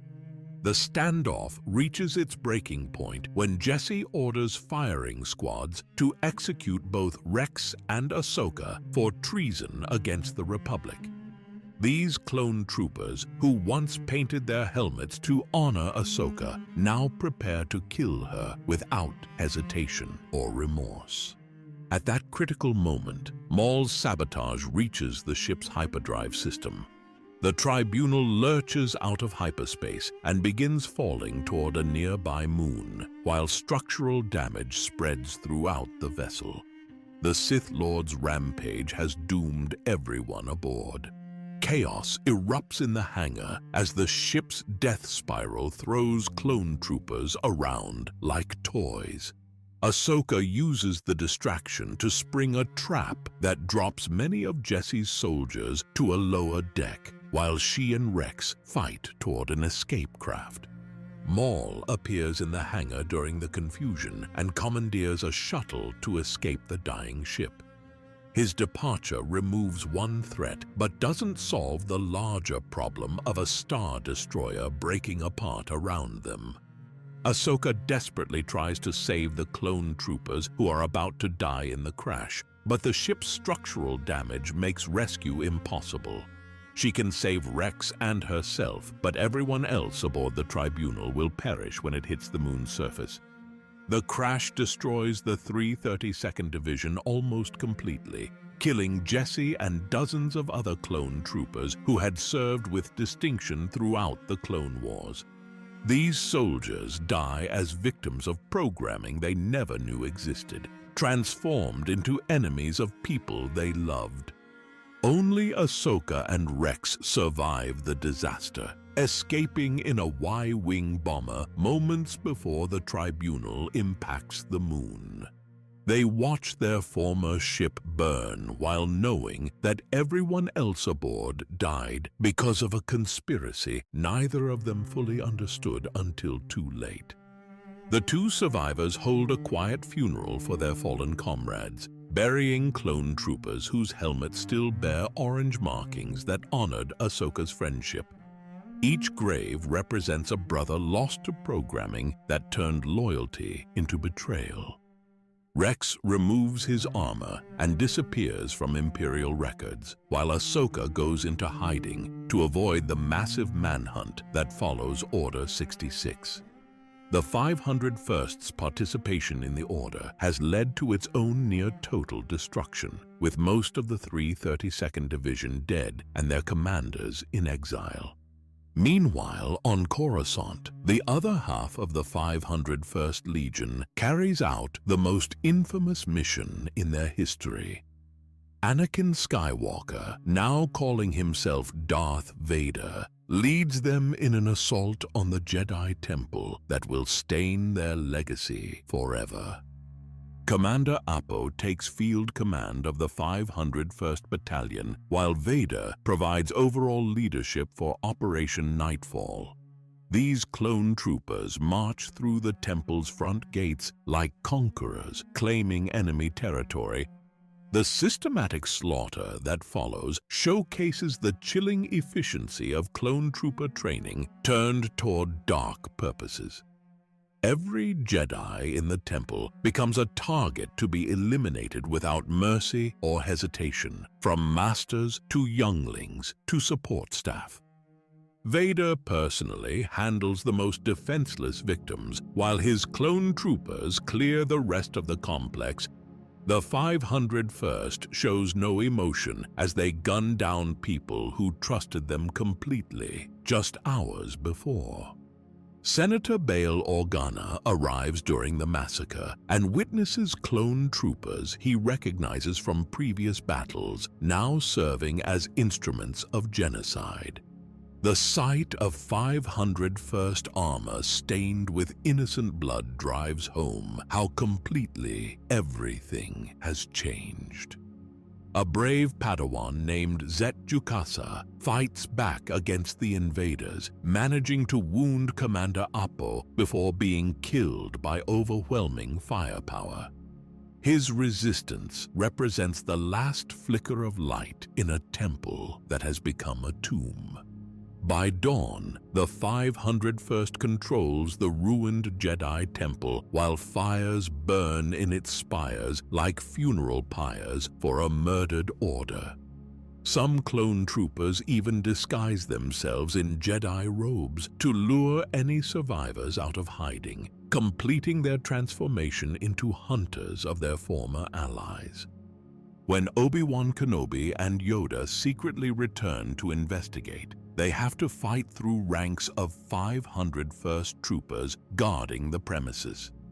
Kenobi recognizes the blue armor markings and realizes that Anakin's own troops carried out the slaughter.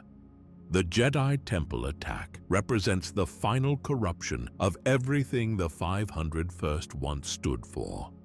These clone troopers, who began as heroes of the Republic, have become instruments of tyranny, their loyalty twisted into something that serves the darkest possible purposes. Across the galaxy, similar scenes play out as clone troopers everywhere turn on their Jedi commanders with the same deadly efficiency. The programming works exactly as designed, eliminating almost the entire Jedi Order in a single coordinated strike. A few survivors escape the purge through luck or circumstance. Reva Savander survives by playing dead among the bodies in the temple. Grogu gets rescued by Master Kelleran Beck during the chaos.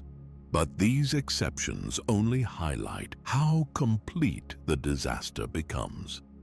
Rex's successful chip removal makes him one of the very few clone troopers who resists Order 66's programming.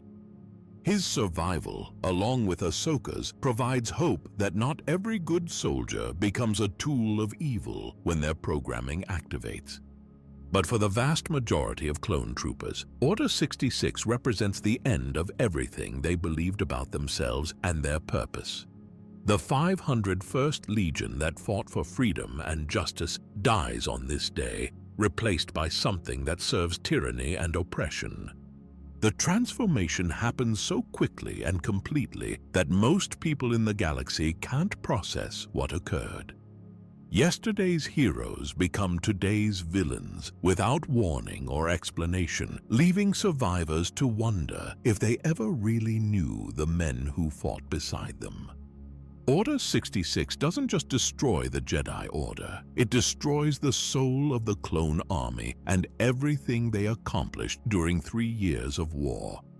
The 501st's greatest victory becomes their ultimate defeat, achieved through betrayal programmed into their brains before they were even born.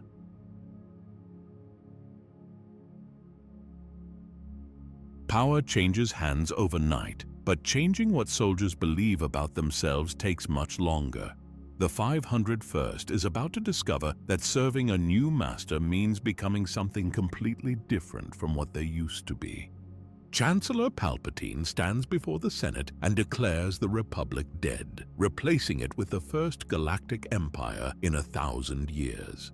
The senators who once represented free worlds now serve at the pleasure of an emperor who tolerates no opposition to his absolute rule. The clone troopers who survived Order 66 and the purge of the Jedi find themselves serving a government that bears no resemblance to the Republic they swore to protect. But their programming compels obedience to legitimate authority, and Palpatine now represents the highest legal power in the galaxy. The 501st Legion receives new orders that reflect their changed status in the Imperial military structure. No longer will they serve under Jedi generals who led from the front and treated clone soldiers like individuals. Now they answer directly to Darth Vader, the Emperor's personal enforcer. Vader's relationship with the 501st carries emotional weight that goes beyond normal military command structures. These are the same clone troopers who marched with him into the Jedi Temple and helped him slaughter everyone inside. They witnessed his transformation from Jedi Knight to Sith Lord without betraying him.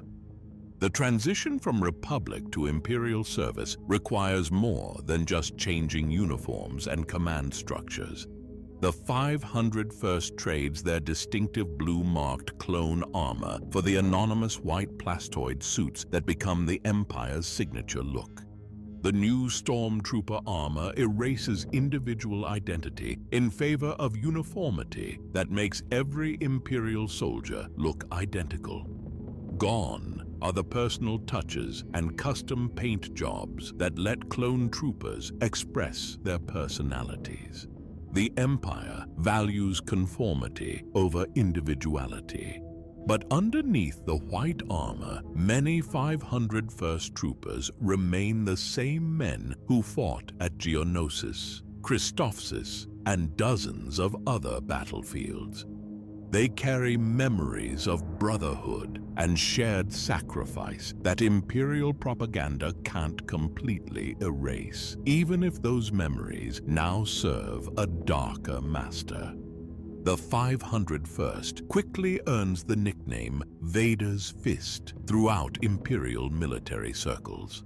The title reflects their status as the Dark Lord's personal weapon against anyone who opposes imperial rule. When Vader needs overwhelming force applied to a problem, he calls on the 501st. Their reputation for absolute loyalty to Vader becomes legendary among Imperial forces. Other stormtrooper units know that crossing the 501st means facing soldiers who will die before allowing harm to come to their commander. This devotion goes beyond normal military discipline. The loyalty stems from shared experience during the Clone Wars, when Anakin Skywalker treated his troops like valued comrades. Those bonds survive his transformation into Darth Vader, creating a relationship between commander and soldiers that the Empire exploits ruthlessly. Under Imperial rule, the 501st participates in missions that would have horrified them during their Republic service. Suppressing rebellions, enforcing Imperial law on unwilling populations, and eliminating threats to the New Order become their primary responsibilities. The gradual replacement of clone veterans with recruited stormtroopers begins within years of the Empire's formation. Emperor Palpatine shuts down the Kaminoan cloning facilities and transitions to a conscription-based military that draws soldiers from across the galaxy. Aging clone troopers find themselves decommissioned from active duty as younger recruits take their places in stormtrooper ranks. The men who fought the Clone Wars become obsolete in a military that values fresh soldiers over experienced veterans. Some clone veterans struggle with civilian life after spending their entire existence as soldiers. Nax, a former 501st trooper, ends up begging on the streets of Daiyu because the skills that made him an elite warrior have no value in peacetime society. The fate of discarded clone veterans represents a betrayal of men who served the Republic faithfully for 3 years. Their sacrifice and dedication earn them nothing but abandonment when the Empire decides they're no longer useful. Despite the personnel changes, the 501st Legion maintains its elite status within the Imperial military hierarchy. New stormtroopers undergo intensive training to meet the standards established by clone veterans, preserving the unit's reputation for excellence. Imperial officers like General Maximilian Veers and Colonel Stark compete for assignment to the 501st because commanding Vader's personal legion represents the pinnacle of military achievement. These positions offer direct access to the Empire's most powerful enforcer. The 501st's missions under Imperial command showcase their effectiveness as instruments of tyranny. They crush resistance movements, eliminate political opponents, and enforce Imperial will wherever the Emperor's authority faces challenge. Imperial propaganda transforms the 501st's history to serve the new regime's narrative. Official broadcasts describe them as the heroes who ended the Clone Wars and eliminated the treasonous Jedi who threatened galactic peace. The propaganda version omits inconvenient details like the inhibitor chips that forced clone troopers to betray their Jedi commanders. Instead, it portrays Order 66 as a justified response to Jedi treachery. Within Imperial military circles, Vader's fist becomes synonymous with swift and brutal suppression of dissent. Rebel groups learn to fear the distinctive white armor that marks the approach of the Empire's most elite enforcers. The 501st's transformation from Republic heroes to Imperial enforcers illustrates how quickly political change can corrupt even the most noble institutions. The same soldiers who once fought for freedom now serve as instruments of oppression.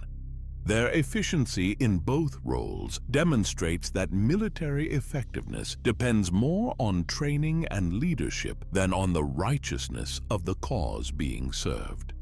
Good soldiers can become tools of evil when their loyalty is redirected toward dark purposes. The clone veterans who remain in 501st service carry the weight of their history while adapting to Imperial expectations. They remember fighting alongside Jedi for the Republic's ideals, but now they serve a master who destroyed everything they once protected. This psychological burden affects different clone troopers in different ways. Some embrace their new role completely, while others struggle with the contradiction between their past service and current duties. The 501st's legend grows throughout the early Imperial period as they participate in campaigns that establish the Empire's dominance over former Republic territories. Their reputation for loyalty and effectiveness makes them the standard by which other Imperial units measure themselves. But underneath their fearsome reputation, the 501st carries the seeds of its own complex legacy. They remain simultaneously heroes and villains, depending on which version of history someone chooses to believe. The clone troopers who painted their helmets to honor Ahsoka Tano are the same men who now enforce Imperial law without mercy.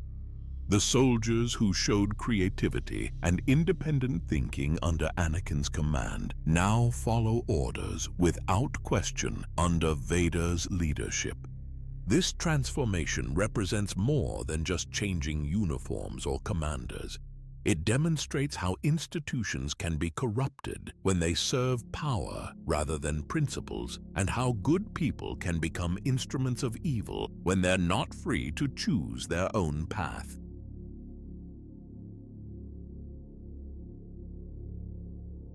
When the Empire falls and the history books get written, most people remember the big battles and famous leaders.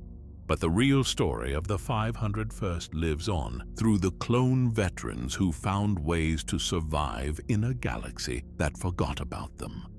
Captain Rex disappears after the Tribunal crashes, officially dead, according to Imperial records, but actually living free for the first time since Kamino. He and Ahsoka go their separate ways after faking their deaths, understanding that staying together makes them easier targets for Imperial hunters.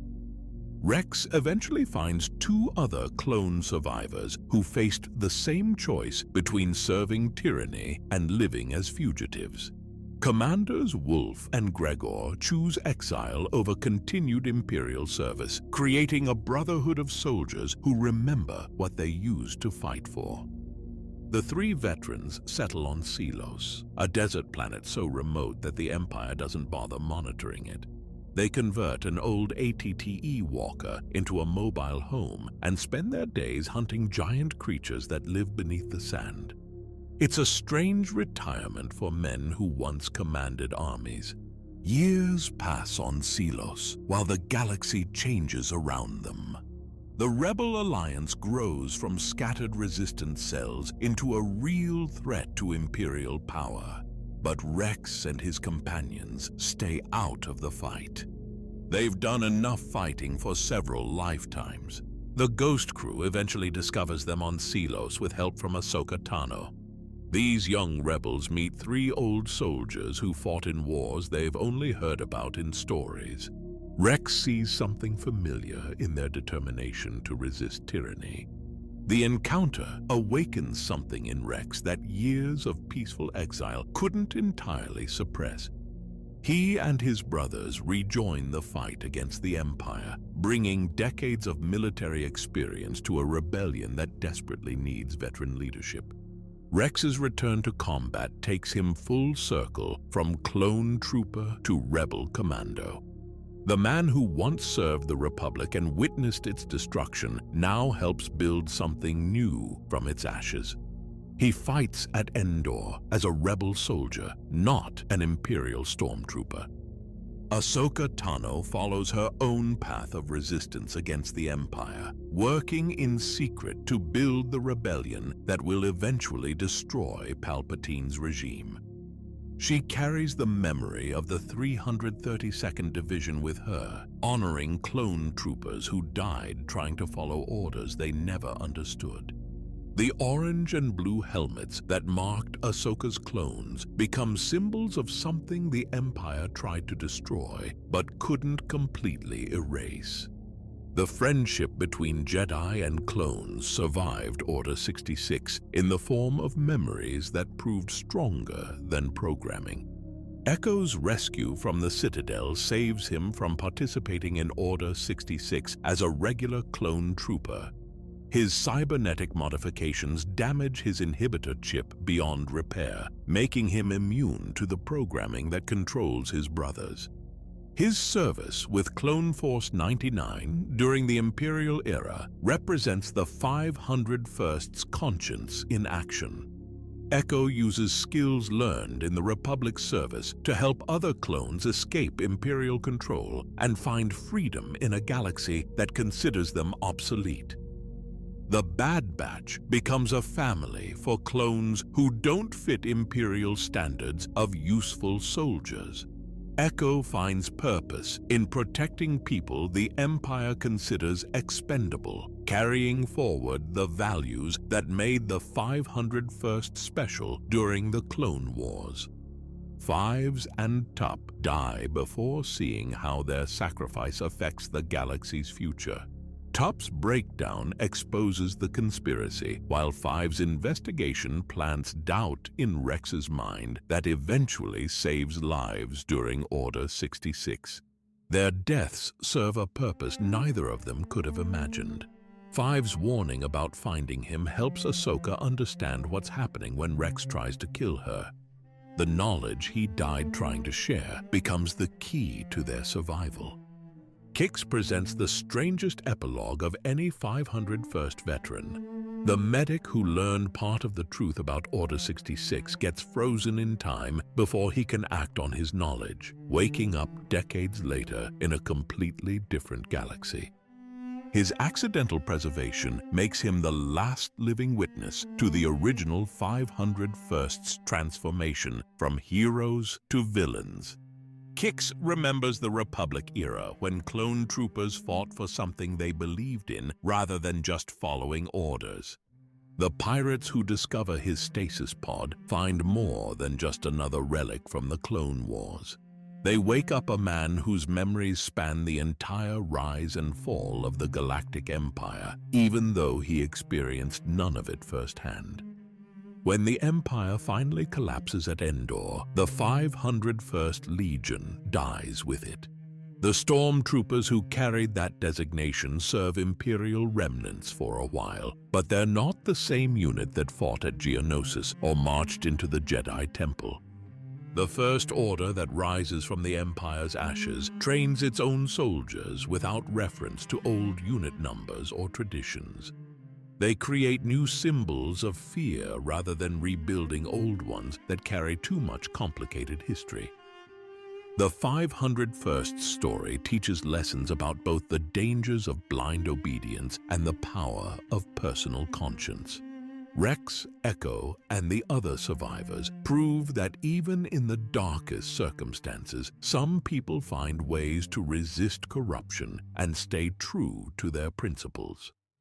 Their examples inspire others to choose conscience over convenience when faced with similar tests. Rex and Ahsoka's escape from the Tribunal proves that programming has limits and that human connections can overcome artificial control. The 501st Legion dies twice. First, when Order 66 transforms clone heroes into Imperial enforcers, and again when the Empire falls and takes their designation with it.